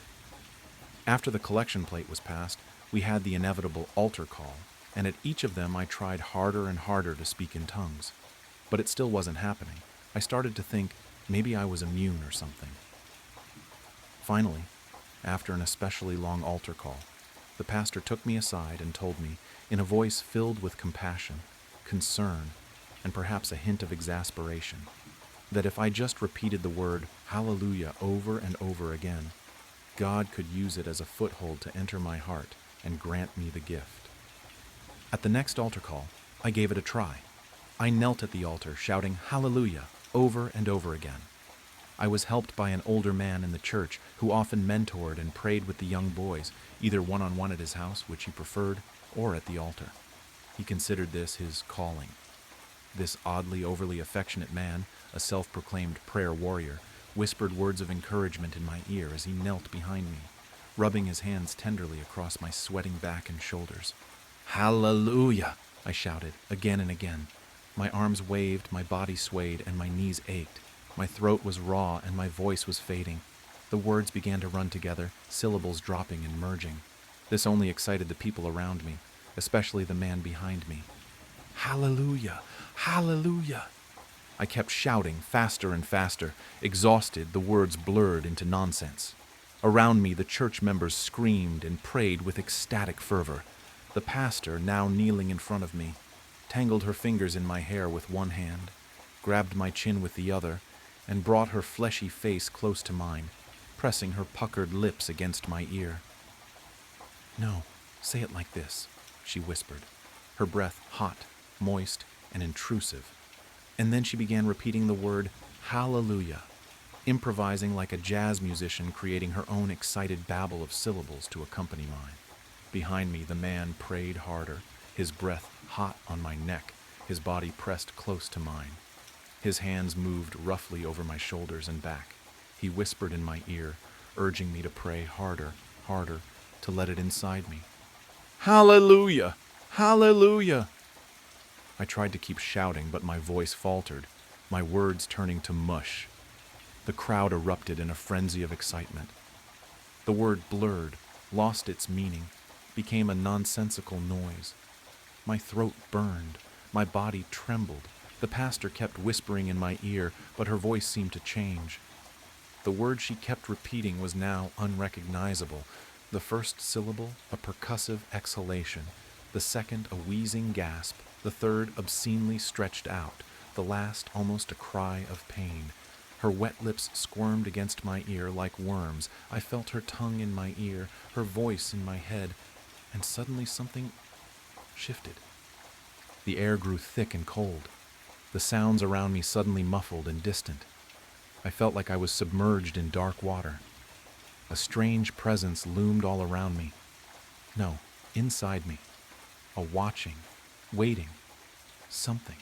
I felt 1,000,000 miles away, and a coldness crept into my chest, an internal ocean of black water teeming with something dark and squirming, rising up my throat and bursting out of my mouth.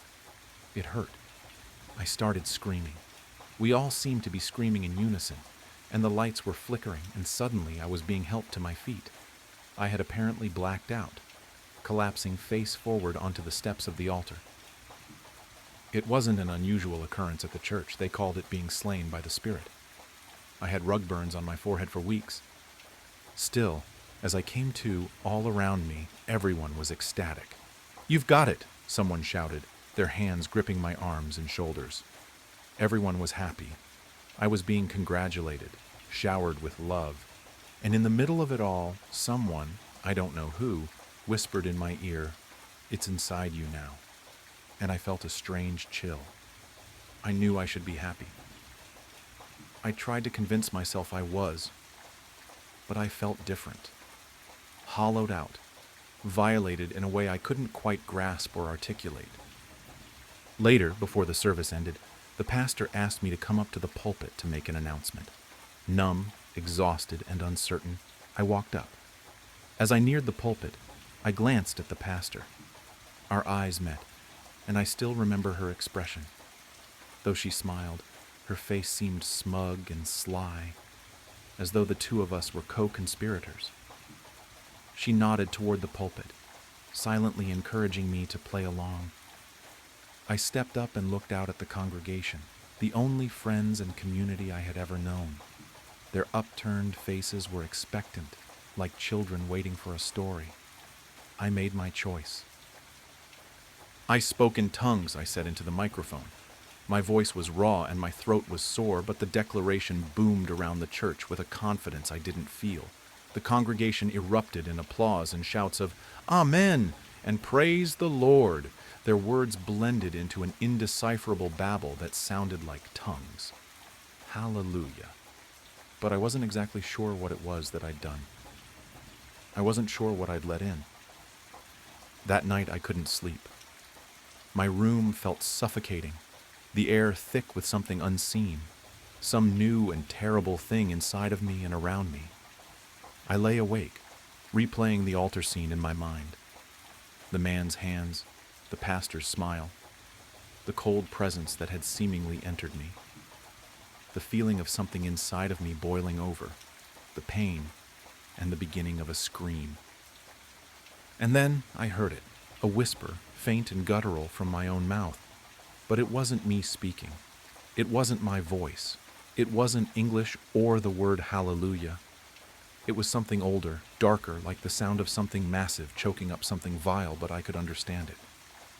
"Not now," it said, from my own mouth. "Not now, but soon." I froze, my body paralyzed as the words seemed to echo in the room and my mind. And then, just as suddenly, the voice, the feeling, was gone. I refused to go back to the church after that. Rejecting the faith of my family at such a young age tore my life apart. But I survived. I grew up. And over the following decades, I found peace, love, and my place in the wider world. Or I thought I had. But last night, as I was washing dishes, I started to gag, cough, and gasp for air. And I felt it again, rising up. The voice that wasn't a voice. The words that weren't words in any human language. They burned and tore at my chest and throat and spilled out into the empty air around me. "Really soon now," it said through me, with undisguised glee. The plate shattered in my hand, cutting deep into my palm. Cold dread rushed through me, and then, somehow beyond me, standing at my sink in my empty house, with blood welling up in my cupped palm, I realized I wasn't alone with the voice or the pain. Not really. I could feel them. The connection snapped into place, somehow simultaneously stabbing and tearing at me, a pain sharp, dull, and overwhelming, like a clawed finger pushing into the center of my mind, slicing, stretching, and flipping a switch. I knew all of them, the others, the ones who'd been there at the church when I was a boy. Their thoughts, their faces, their secrets, loves, and fears flooded my mind. They were scattered across the world. Most had moved on, healed, and built new lives just like me. But I knew at that moment, we all knew, that we were still marked and connected by the same terrible fate and bond. The voice was in them too, rising up, burning, tearing at us all. I could feel their fear, confusion, pain, mirroring my own, and a growing understanding of what was coming. A terrible, all-consuming compulsion building inside me, in all of us, pressing, urgent, and impossible to resist any longer. For death, destruction, chaos, glorious purpose, and hell on earth. The voice was rising up again, preparing to speak. In agony, I clawed at my face and throat, tearing at my collar in desperation, unintentionally smearing blood from my cut hand across my face, mouth, and neck. Blood, red, hot, salty, and so beautiful. On its own, my tongue lashed out impossibly long, flailing wildly at the air, lapping at the blood around my mouth and in my palm. It was unexpectedly delicious, sparking an explosion of pleasure in my injured hand, groin, chest, and head. A pleasure somehow shared with all the others, rapturous in its mounting intensity. Heavenly. "It's almost time," we all choked and gagged out in gleeful unison and hellish chorus, followed by horrible, wet sounds that burned in our chests, tore at our throats, and burst out of our mouths. Inhuman, monstrous, utterly insane sounds that we all recognized as laughter. The chill began not with a scream, but with a laugh. A goofy, carefree sound from the depths of my own head. I sat up in bed with a jolt, wrapped in my blankets, the digital clock blinding me with 3:17 a.m. My skin was slick with sweat. Just a nightmare, I reassured myself, coaxing my racing heart to calm. But the laugh remained, an echo of something wrong. Morning came, tinting the sky with shades of bruised purple and tentative gold.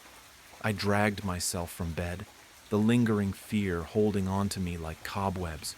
Coffee, black and powerful, was my sole protection from the insidious fear. My phone vibrated. A message from Mom. "Don't forget Mark's birthday dinner this evening. He's really excited to see you." Mark? The name scratched at the back of my mind. An itch I couldn't quite scratch. "Who's Mark?" I texted back, a flicker of confusion igniting in my chest. The reply was instant. "Don't be silly. Mark, you know, you're practically brother.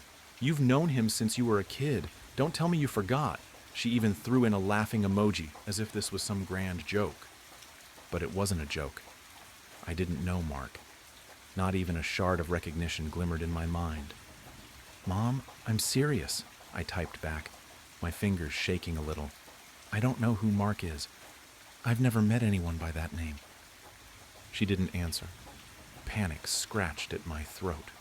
I sprinted to the bookshelf, yanking out photo albums, their covers cracked and worn.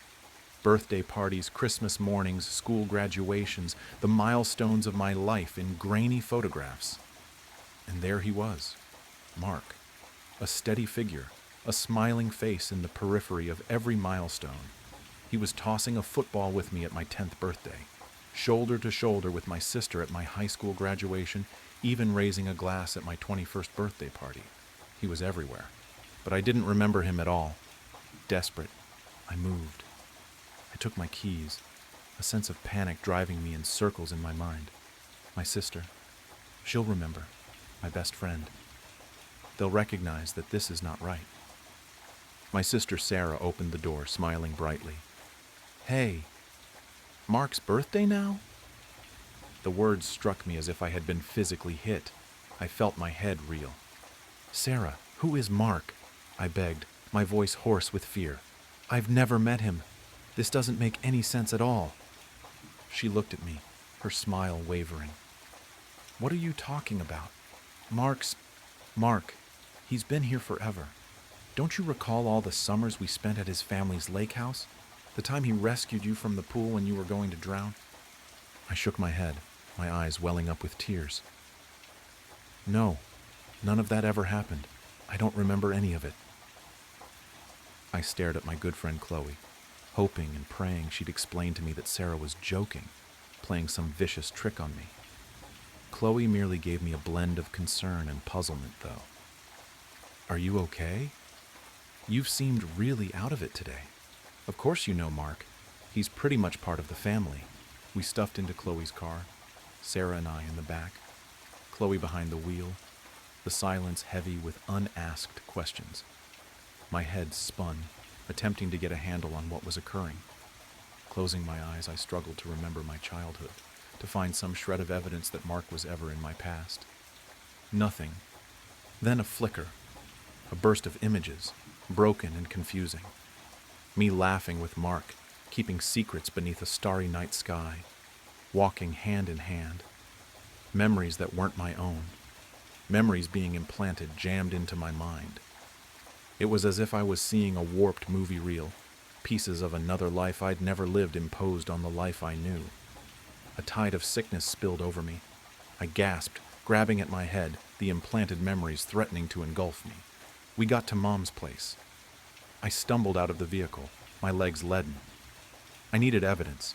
I needed to discover something, anything that would validate that I wasn't losing my mind.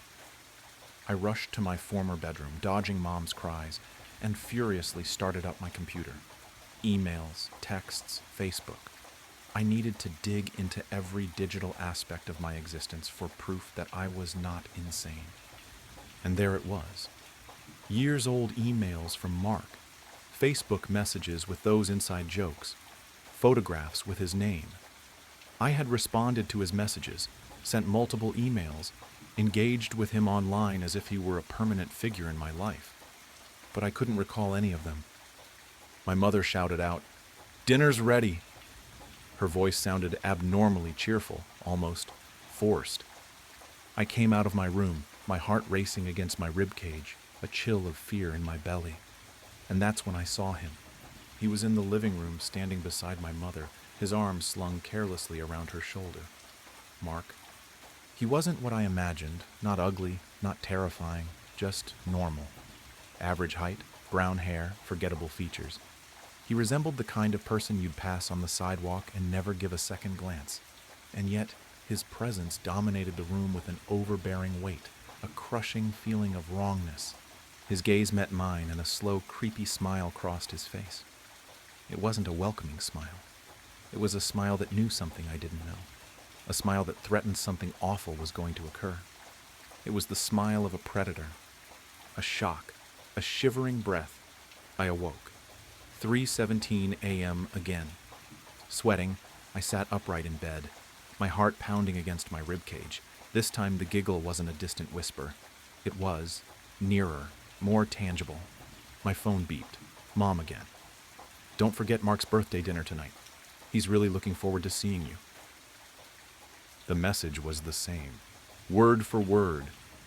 I hurled the phone across the room, a strangled cry escaping my mouth. It was happening again. This was not a dream. This was real. I got out of bed, clamoring for something that would ground me in the real world. I glanced at my room, hoping for something, anything, that would attest to the fact that I wasn't going crazy. My eyes landed on a framed photo on my dresser. It was one of my dad and me, taken when I was a child. I hadn't seen it in years. Except, it wasn't just my dad and me anymore. By my dad's side, his arm slung over my shoulder, was Mark. The same bland face, the same creepy smile. He had taken my father's place in my own mind. I could feel a scream rising in my throat, a raw howl of rage and terror. My memories were being stolen from me, rewritten, replaced with this thing. I sprinted to the mirror, gazing into my reflection, searching for any indication that I was indeed myself. A few seconds passed before the edges of my reflection's mouth twisted into that same unnerving smile. It leaned in and said softly, "You're ready, kiddo." The voice was mine, yet it wasn't me. I slammed the door closed and I ran, pushing open my bedroom door. Mark was there, leaning against the door frame, arms crossed, that awful grin on his face. "Why are you doing this?" I gritted out, my voice shaking. "What do you want?" He merely laughed, that low, queasy sound.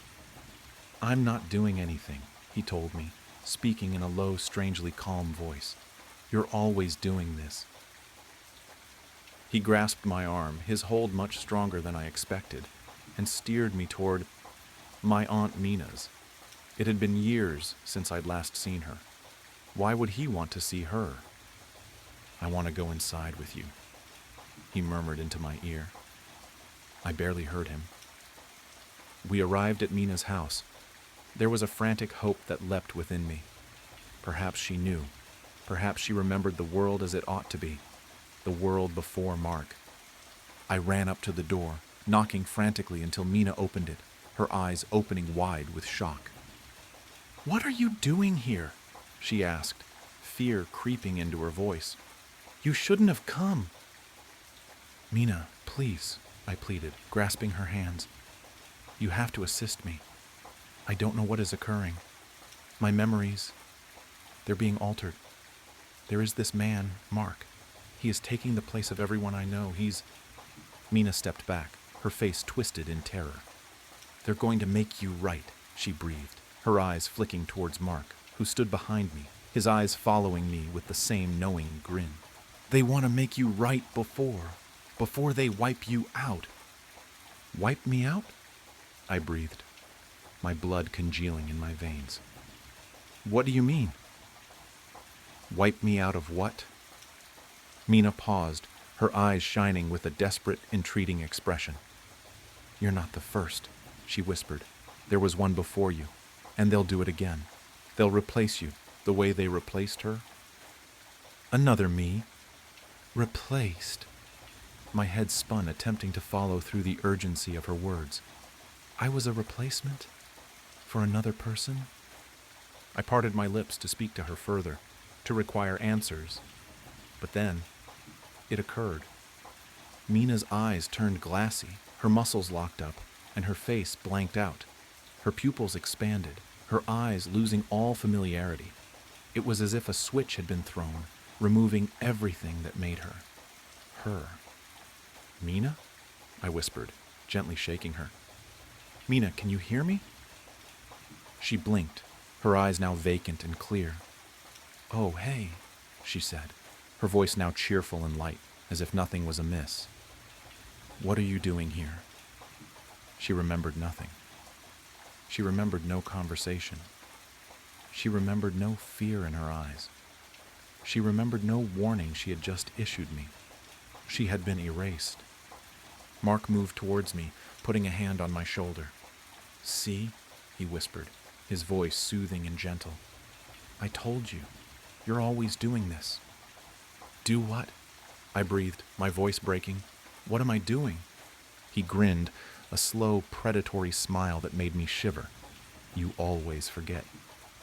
"Celine, have you ever been driving on a long stretch of road? Who am I kidding?" "Of course you have. If you're from the Midwest, you know that it's always better to drive for 10 hours than to fly for 3 hours. Well, since we both know you have you ever been in the middle of nowhere and seen a sign that says, 'Mystery Spot, only 10 miles,' before? If you have, and you had a family like mine, then you've been to places like that. A rundown tourist trap full of monkey torsos sewn to fishtails, jackalope mounts, and rooms built to look level but are actually on an incline. These hokey horror houses were my bread and butter growing up. Every year my mom, dad, and I would stop in for a couple hours of middle-class fun. I could never figure out how they managed to get a ball to roll uphill, or why their mermaid wasn't on the news.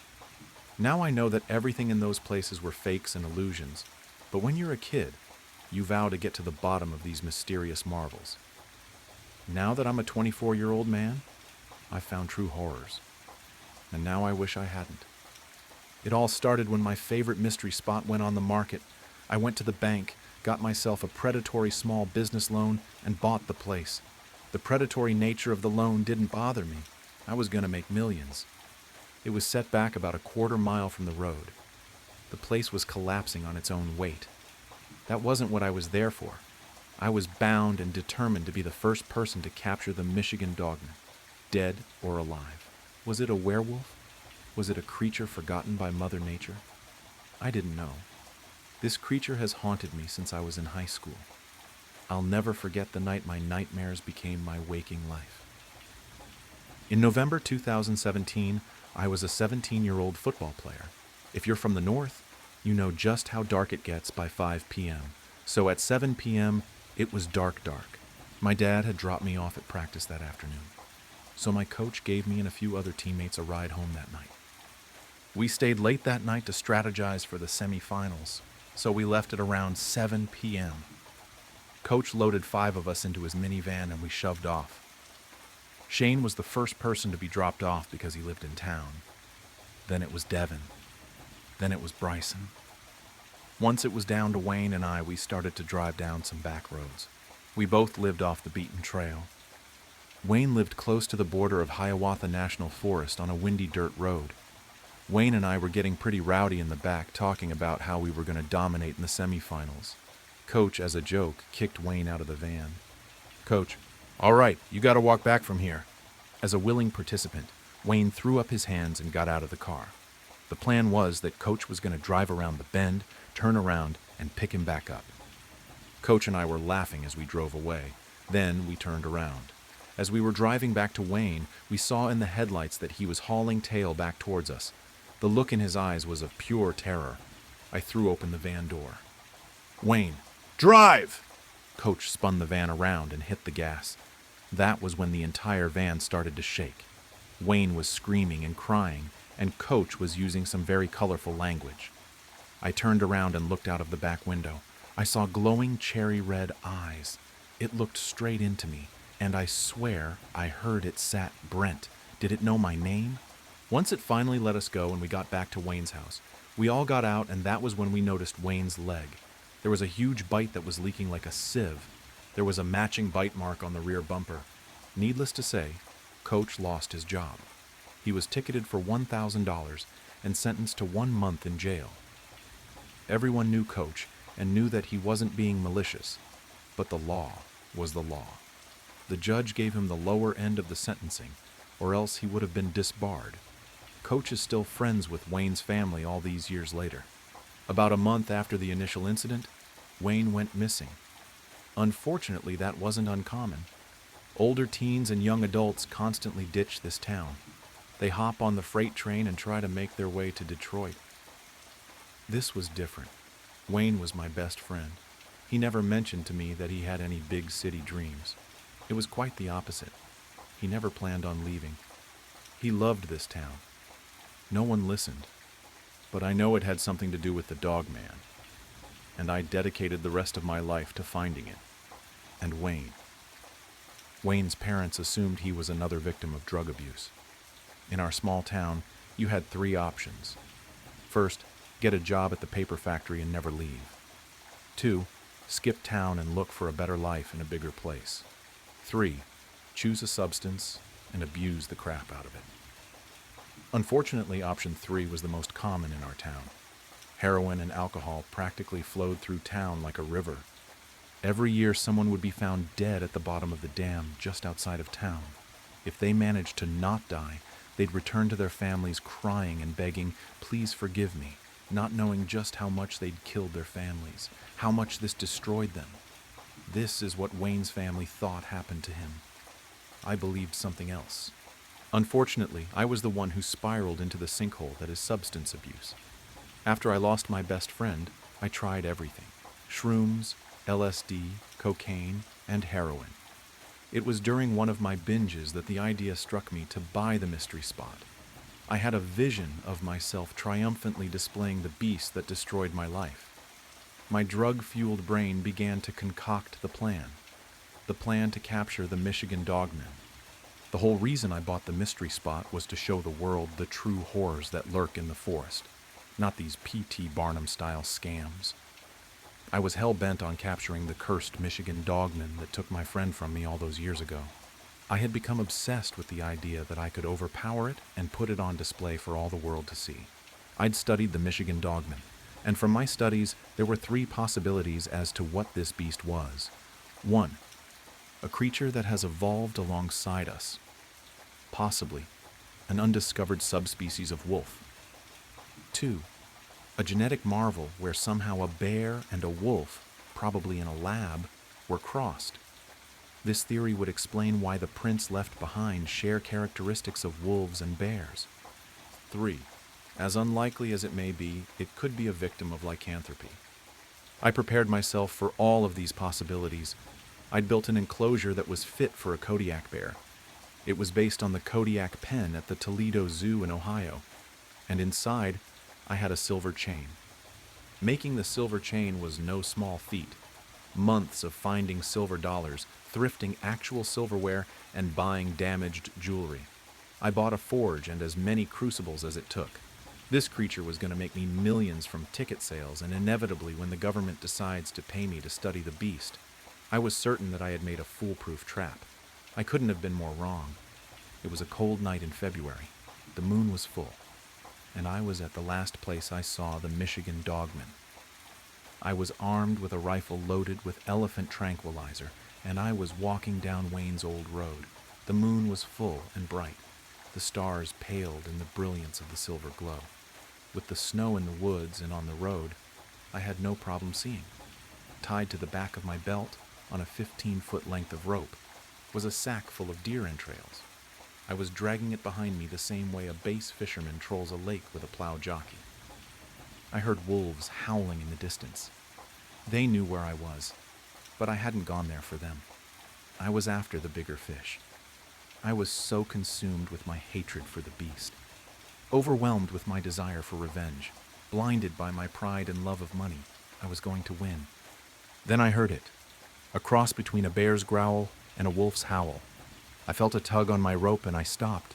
My heart pounded, not with fear, but with anticipation, a craving that I can only compare to the craving for another hit of tar. I turned and saw the dogman holding the sack in his paw. Although his XPR 66 was hard to read, I felt as though he were smiling at me. I smiled back, euphoria sinking into my bones. The world slowed down. I felt higher than a kite. Me, you're coming home with me. Then it spoke. Dogman, I'm not going anywhere with you, Brent. There went the naturalistic explanation. I know what you're thinking.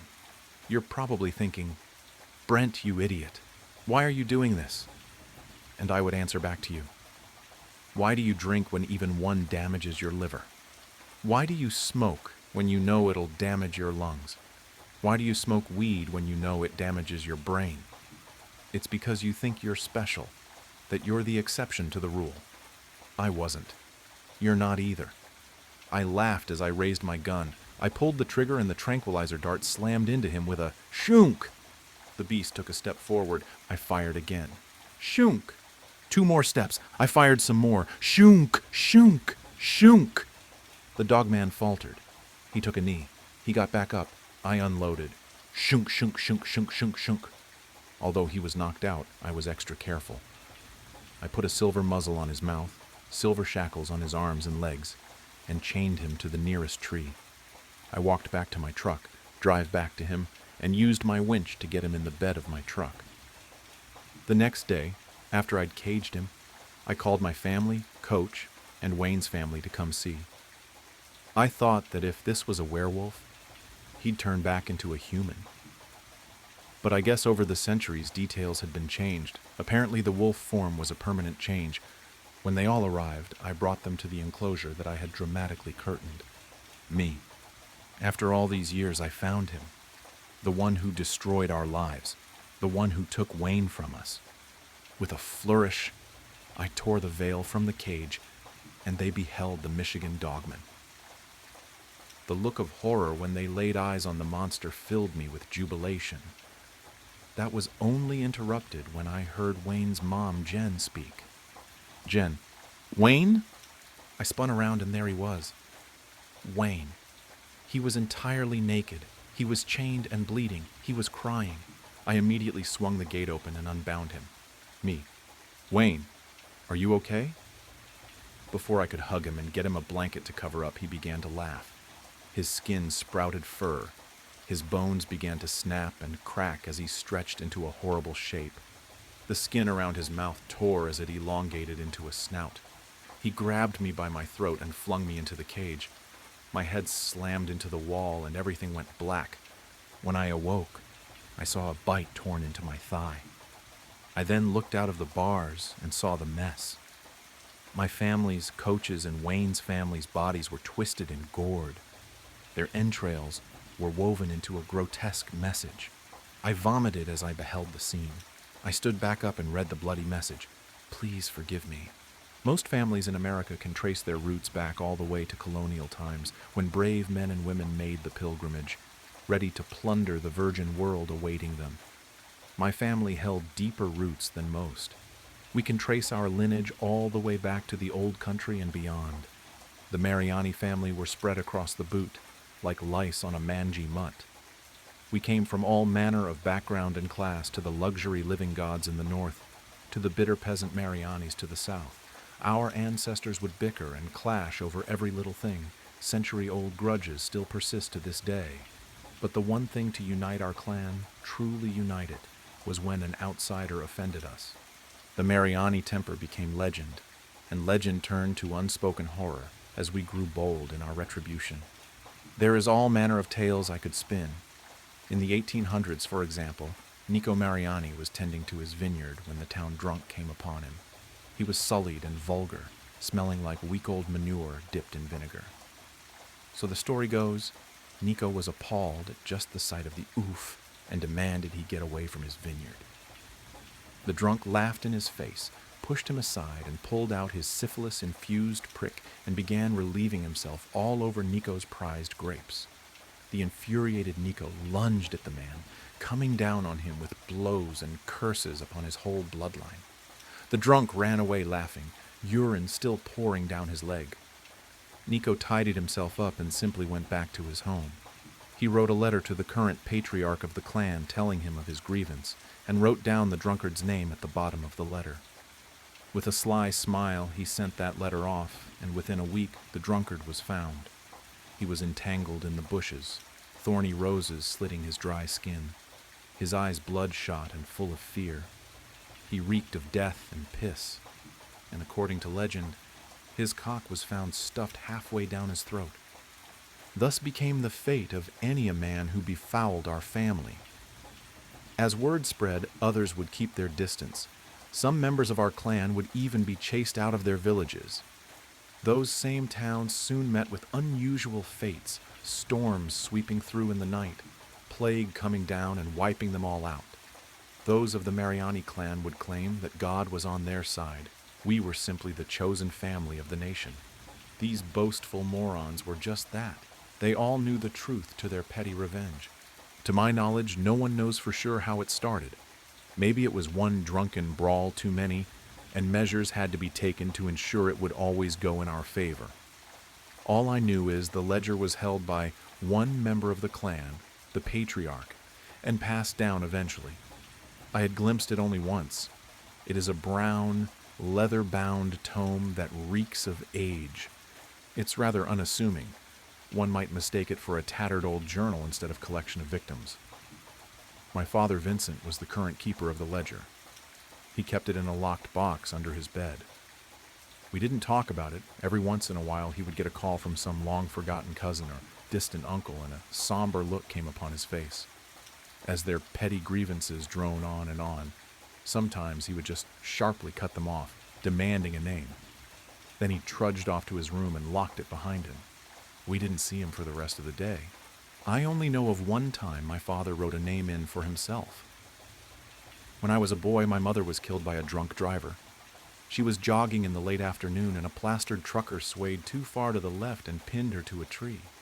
My mother lay splattered on the hood of the gnarled truck as the driver, a man named Arnold, limped away begging for help. He was arrested, of course, but evidently there was some mistake the police made, something about the chain of custody being tainted, and the case was thrown out. Imagine that, murdering a woman and not even batting an eye after the fact. He never once looked ashamed of his actions. He looked more annoyed than anything, like my mother had just gotten in his merry way. My father was beside himself with grief, of course. I could hear him wailing long into the night as he hid himself away. The various cousins had flocked to our house like gulls, offering sorrow in one hand and a hefty plate of pasta in the other. I didn't think they were callous. It was just their way. My Uncle Tony had clamped a gorilla hand on me and pulled me in, muttering it was going all be okay. His breath had a lingering smell of sambuca and cigar smoke. We were sitting in the living room, our clan chattering amongst themselves, leaving my father to his torment alone. They grieved for her, my mother, I know they did. Yet they treated her wake as one big family reunion. In the corner, I heard some of my Tanner cousins slurring at each other in the tongue of the motherland. In the kitchen, I heard the crazed yet harmonic voice of my Uncle Corrado in the kitchen, serenading his wide-eyed nieces and nephews. Uncle Tony could see the miserable look upon my face and gave me a loving smack in the head. "Hey, don't look so miserable, my boy. Your mother is gone, but the family? It'll always be here for you," he said through puckered lips. "Don't you worry either. That son of a bitch is gonna get his." He warned, a tiger's grin forming on his face. "You mean the—" Uncle Tony cut me off with a finger to his lips and a firm grasp on my back. "We don't talk about it here, Bad Karma. It'll be taken care of. That's all you need to know. Let me ask you something, though. How does it work?" I whispered to him, leaning into the man despite wafts of drink and bad cologne emitting from him. "Suppose you'd have to ask your pop about that," he said after a moment. He took a sip from his drink, a long one. "Have my theories, of course. We all do," he admitted quietly. I perked up at this. To be honest, I always just assumed someone within the family took care of things, I admitted uneasily. This got a hearty laugh out of Tony. "Christ, kid, you think we're a—" He tapped his nose. "No, come on, we're a lot of things, but we're an honest bunch. We ain't connected like that," he stated plainly. "The thing with the book, I don't know how it works other than magic, kid. Gotta be. Keeper of the ledger has gotta be a warlock or something like that, using the old Italian black magic on people." Tony slurred. A crazy explanation, and one I would hear at least twice more that night. After I left Tony's charming embrace, I went around and casually asked about the ledger to others. Some laughed it off, others hushed up real quick. Few cousins even thought we were connected after all, said the ledger was a hit list for those who owed certain people too much money.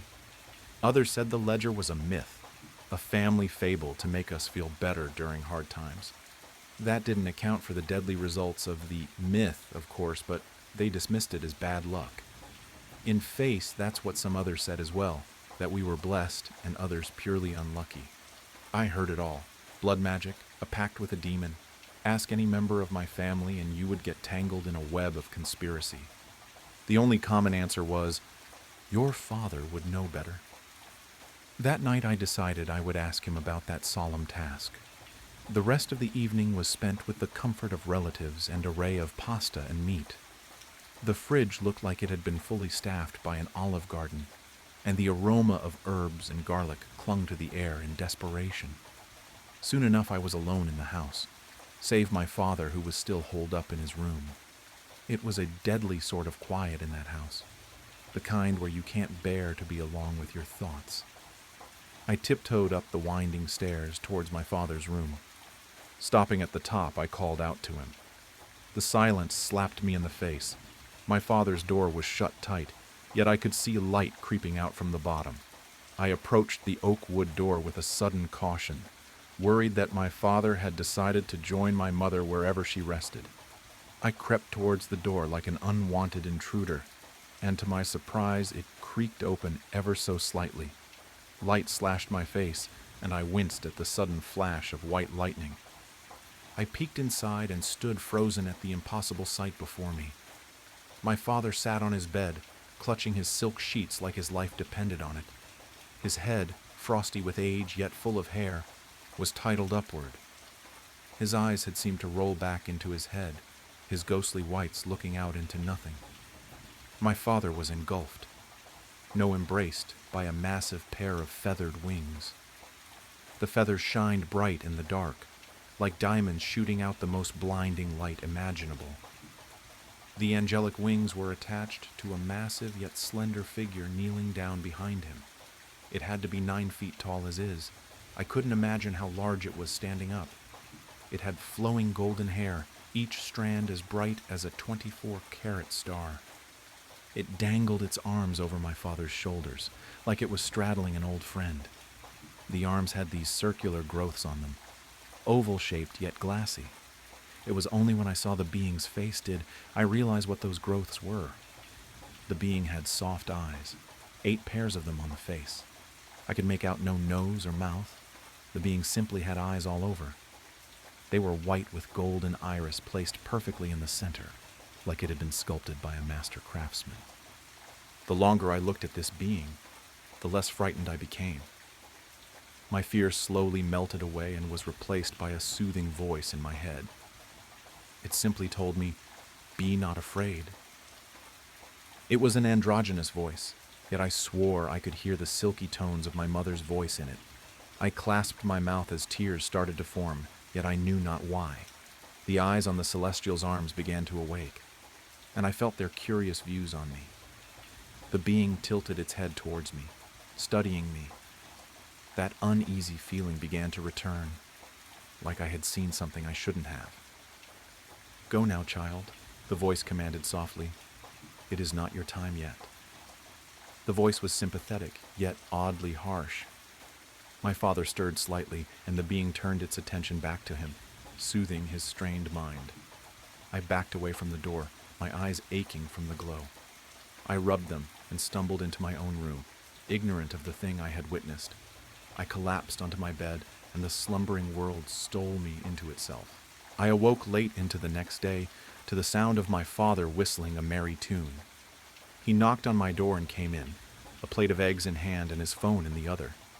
He sat down next to me, offering me both without a word. On the screen was a breaking news story.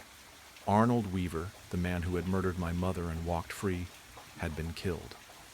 The man had been out celebrating his legal victory at a bar of all places. Early morning he had stumbled out when a neon sign above him collapsed from its scaffolding directly onto the man's head. It had killed him instantly. There were no pictures of the body, simply a cordoned off-street corner and a photo of a cop carrying away the bloody sign.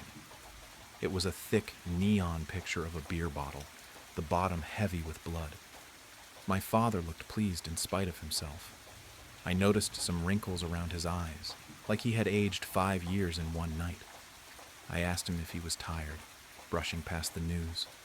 He smiled sadly and said he was.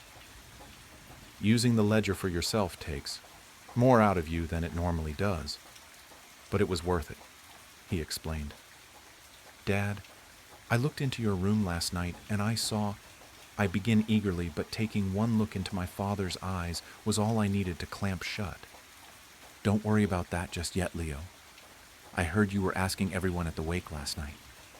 He spoke softly. I'll tell you all you need to know for now. The ledger was a gift to our family generations ago. It was meant to protect us and avenge us when it failed. Of course, you've heard some of the things your cousins have asked for. That man at Cousin Sarah's job who got the promotion over her, for example. He scoffed, then winced at the memory. The keeper cannot refuse a request, you see, no matter how abusive the use of its power can be. It takes a part of you every time, Leo. My father died young, as his before, and I'm sure I will as well. There we shall be judged, and I just hope they will look upon us with mercy. He grasped my hands.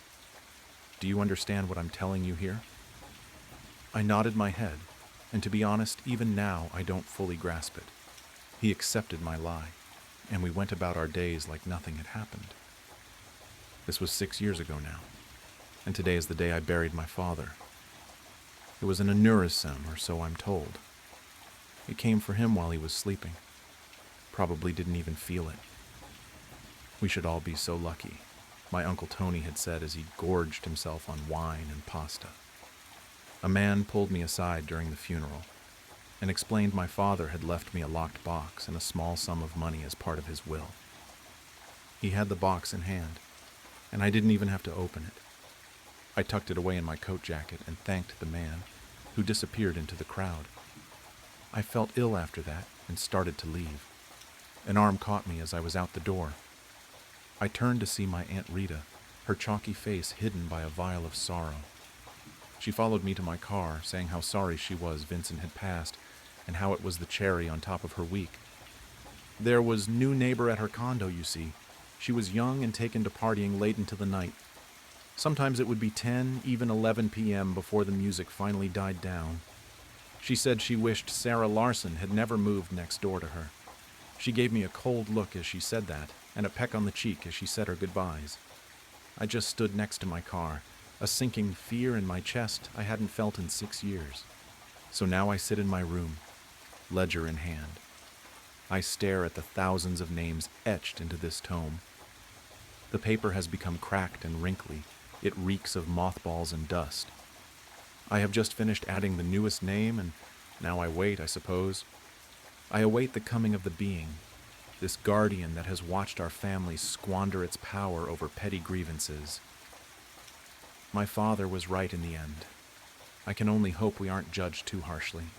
Around here, partner, said the grizzled and sunburnt face. Daryl Choi, I said, but it couldn't be. Now that's a name I haven't heard in a long time. The man tipped that face up at me, and I saw his familiar dark eyes clearly under his dusty cowboy hat. You're dead, I blurted. The cowboy stood and drained his sarsaparilla. This outsider bothering you, Smokes? The bartender said, polishing a glass behind the gas station counter, which had been apparently repurposed as a saloon bar. There were still vape cartridges and 5-hour energy drinks on the shelf behind him, gathering dust next to bottles of unlabeled brown liquor and oil lamps. I'm not an outsider, I argued. This is my hometown. I took your niece London to prom, Mr. Jaraki. The bartender narrowed his eyes at me. Name's Ben Wiley Sr. to you, he said, frowning under his huge white handlebar mustache. Now, your money's as good as anyone else's, kid, but after you quench your thirst, you better take that steel horse you rode in on and ride along yonder if you know what's good for ye. Yonder? I said. What the hell is going on? This is Massachusetts. Is this a bit? The 5 other cowboys in the gas station, who were all sitting around makeshift tables that had been hammered together from pieces of the holiday station shelving, stopped their card game and glared at me. One of them reached for his sidearm. Daryl clapped his hand around my shoulder. Settle down, boys, he said. This here fella's kin, he just don't know it yet. Sit down, partner, and I'll tell my tale. I just came in to pay for gas. The thingy wasn't working outside, I said. I'm actually late to my mom's memorial service right now. Oh, don't worry about that, son. It's my mom's. Sit down. I sat down. The plastic chair squeaked. Mr. Jiraki brought me a stein of sarsaparilla. Folks round here, you see. We ain't afraid of death no more, Darrell said. He lit his pipe. Red embers lit his dark eyes. I met death. He's a 10-cent man. Darrell stared through the Holiday Station windows past the gas pump and toward the horizon of Peabridge, Massachusetts. In 2016, Darrell Choi had been crushed to death by a semi on his way home from UMass Amherst. He was the first friend I ever lost. His death had hit me hard. We weren't as close as I was with some of my other friends, but we'd cut class a couple of times to vape by the creek and trade Yu-Gi-Oh cards. I didn't think he could grow facial hair, but he had a lot of it now. You ever heard of Pet Sematary? Darrell asked. Yeah, I saw the movie, I said, and the remake. Well, turns out we got one of those. I stared incredulously. If I hadn't been at Darrell Choi's funeral, I wouldn't have believed him. Okay, I said. Basically, it works just like an old Steve King's account. You die, they put you in there, you come back wrong. First time they tried it with a person, it was Christina Elspeth, the old schoolmarm. Oh no, Mrs. Elspeth died? It don't matter now, Darrell grunted. Listen, they put the schoolmarm in the cemetery, and the next day she was crawling back all full of murderous rage and such, same as the dogs and cats and fish, but worse, spouting all kinds of vileness. So her husband shot her in the head. Mr. Elspeth? Not before she cut him real good across the belly, though. The old fella bled out right quick in his flower garden. So they buried both of them in the cemetery what's-it-again, on account of the headstone already being paid for. Mr. Elspeth was my youth pastor. He always snuck us leftover communion bread, and we'd eat it with marshmallow fluff. I didn't even know he had a gun. So another day passed, and, well, the two of them sprung back out of that dirt mound. Mr. Elspeth had come back wrong, just like his missus before him, all evil and such. But Mrs. Elspeth came back even wronger. Turns out there's a step down below evil. I'm talking downright. Well, sort of like those red fellers we used to play at killin' as youngsters in that moving picture game. I don't know what the hell you're talking about, Darrell, I said. Can you drop the cowboy accent? Darrell glared at me. Folks call me Smokes these days, he said. Smokes Barlow. Wilbur Lee Barlow if you're a lawman. I'm not going to call you Wilbur Lee Barlow, I said. Nah, you'll call me Smokes like everyone else, he replied smoothly. Resident Evil, I said. Huh? The red zombies from Resident Evil. Is that what you were talking about earlier? Smokes shrugged. Anyhow, the two of them went on a killin' spree round here, and I guess word got out about the cursed boneyard. Everyone and their mother, I mean the ones who survived, hoped maybe their kin would be the exception to the rule.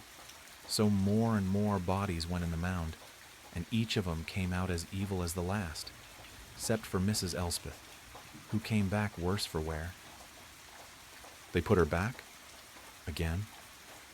Well, see, the headstone had been paid for, so Mrs. Elspeth comes back and she's still spitting hell's worst curses and hankering for a stabbing. But now she's also sort of a mad scientist sort.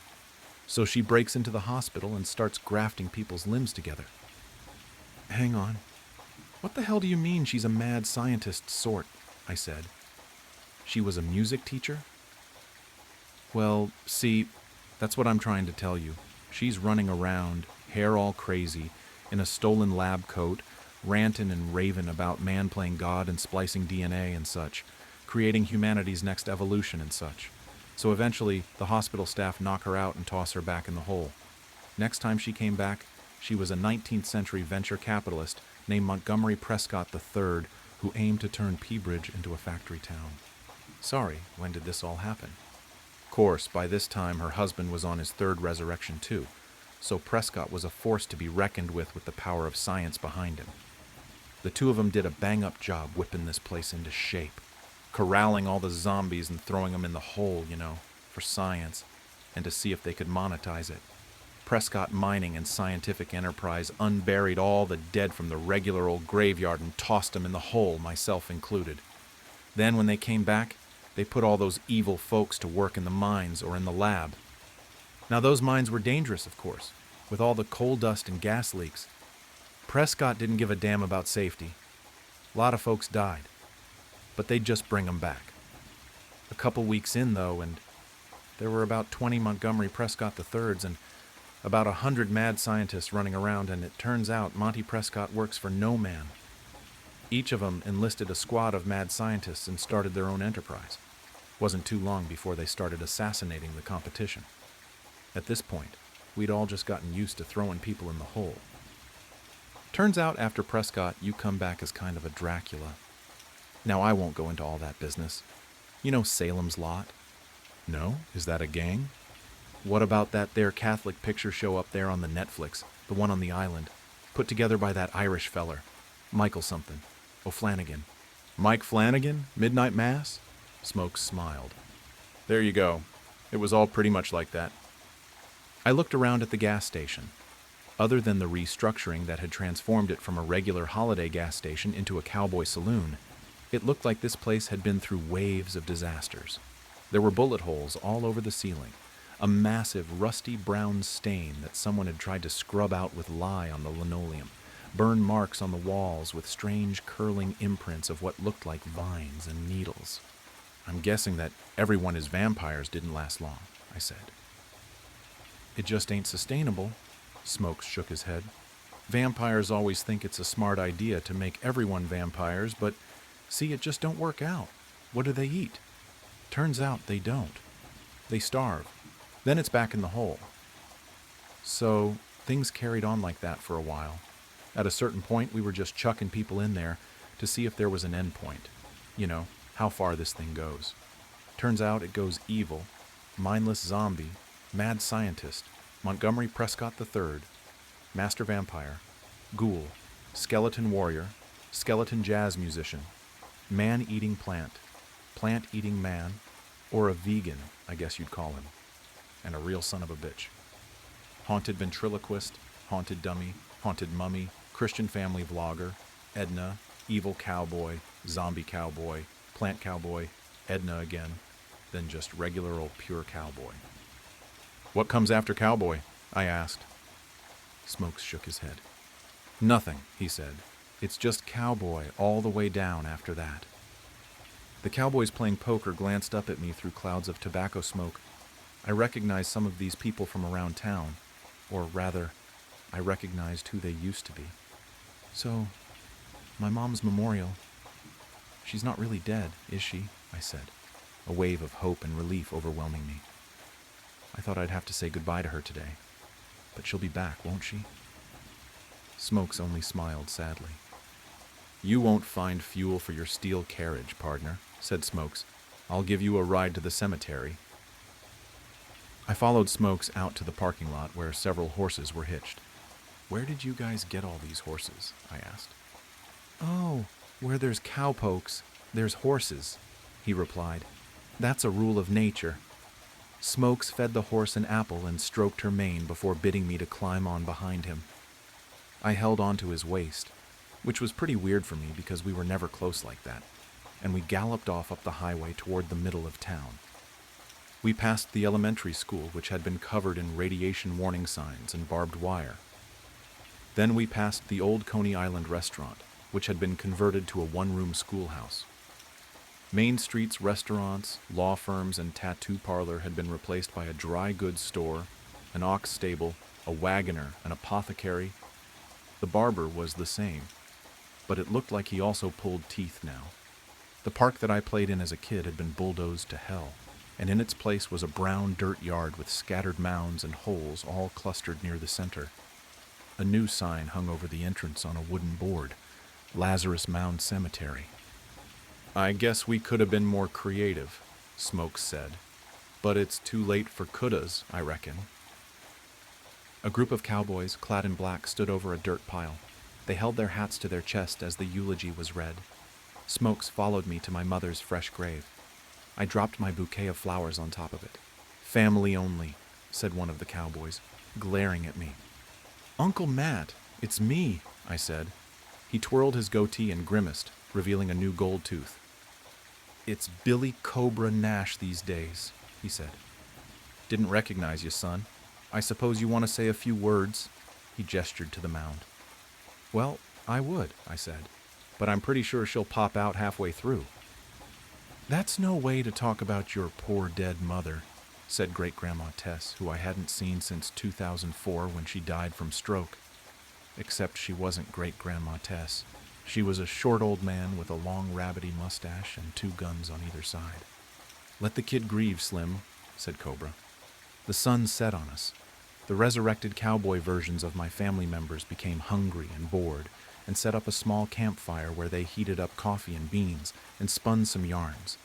I asked questions about the cowboy economy and how it could sustain itself in this Massachusetts town that didn't have that many cows, and they responded by cussing me out and telling me to get lost. City boy. I said I couldn't be a city boy because I was from here, and they took away my beans. Finally, after about an hour, there was rustling from the mound. "Here she comes," said Cobra. The dirt shuffled and ran down the side of the mound, a miniature landslide. Finally, a gloved hand emerged.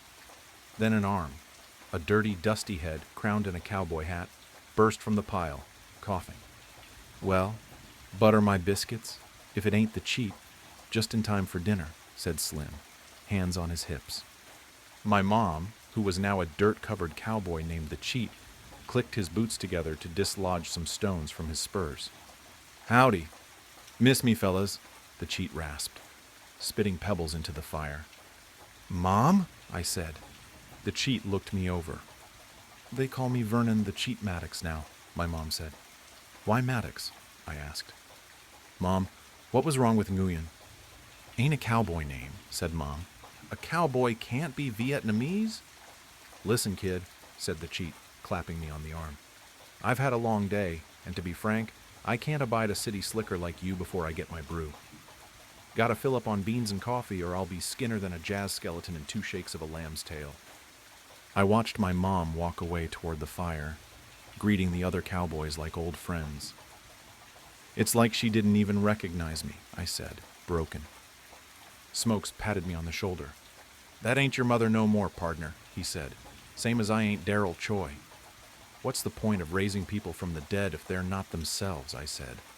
"I reckon you've missed the essential theme of the pet cemetery premise," Smokes said. "The point is, it's a curse, not a blessing. To the living, at least. Mr. Stephen King said sometimes dead is better.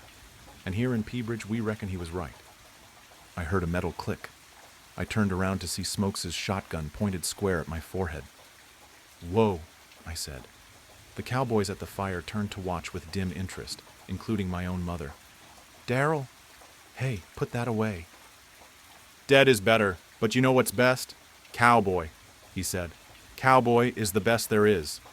"Best there is," said the cowpokes around the fire in eerie unison. Wait. There was a bang. My vision filled with red, and then there was nothing. I saw and felt and heard nothing as Smokes watched my limp body fall backwards into the hole. He kicked dirt over me casually. He holstered his weapon. He sat down around the fire next to the others. "How many bullets you got, Smokes?" asked the Cheat through a mouthful of beans. "Not enough to get him all the way through," Smokes replied, lighting his pipe. "But enough to get him past Dracula, for sure." "That's the one you gotta watch out for," the Cheat said. "I'll stand vigil with you, partner." "You go home, Maddox. Wash that dust off. Tend to your herd. Be on the lookout for Edna, word is. She's still at large in places," Smokes said. "She'll come around," said Slim. "They always do." The campfire's embers rose up to the cloudy, dark sky. Smokes leaned back and tipped his hat low over his eyes. "This town's got room for plenty more cowboys," he said. Around the fire, a dozen pairs of black, gleaming eyes turned toward the Lazarus mound, waiting.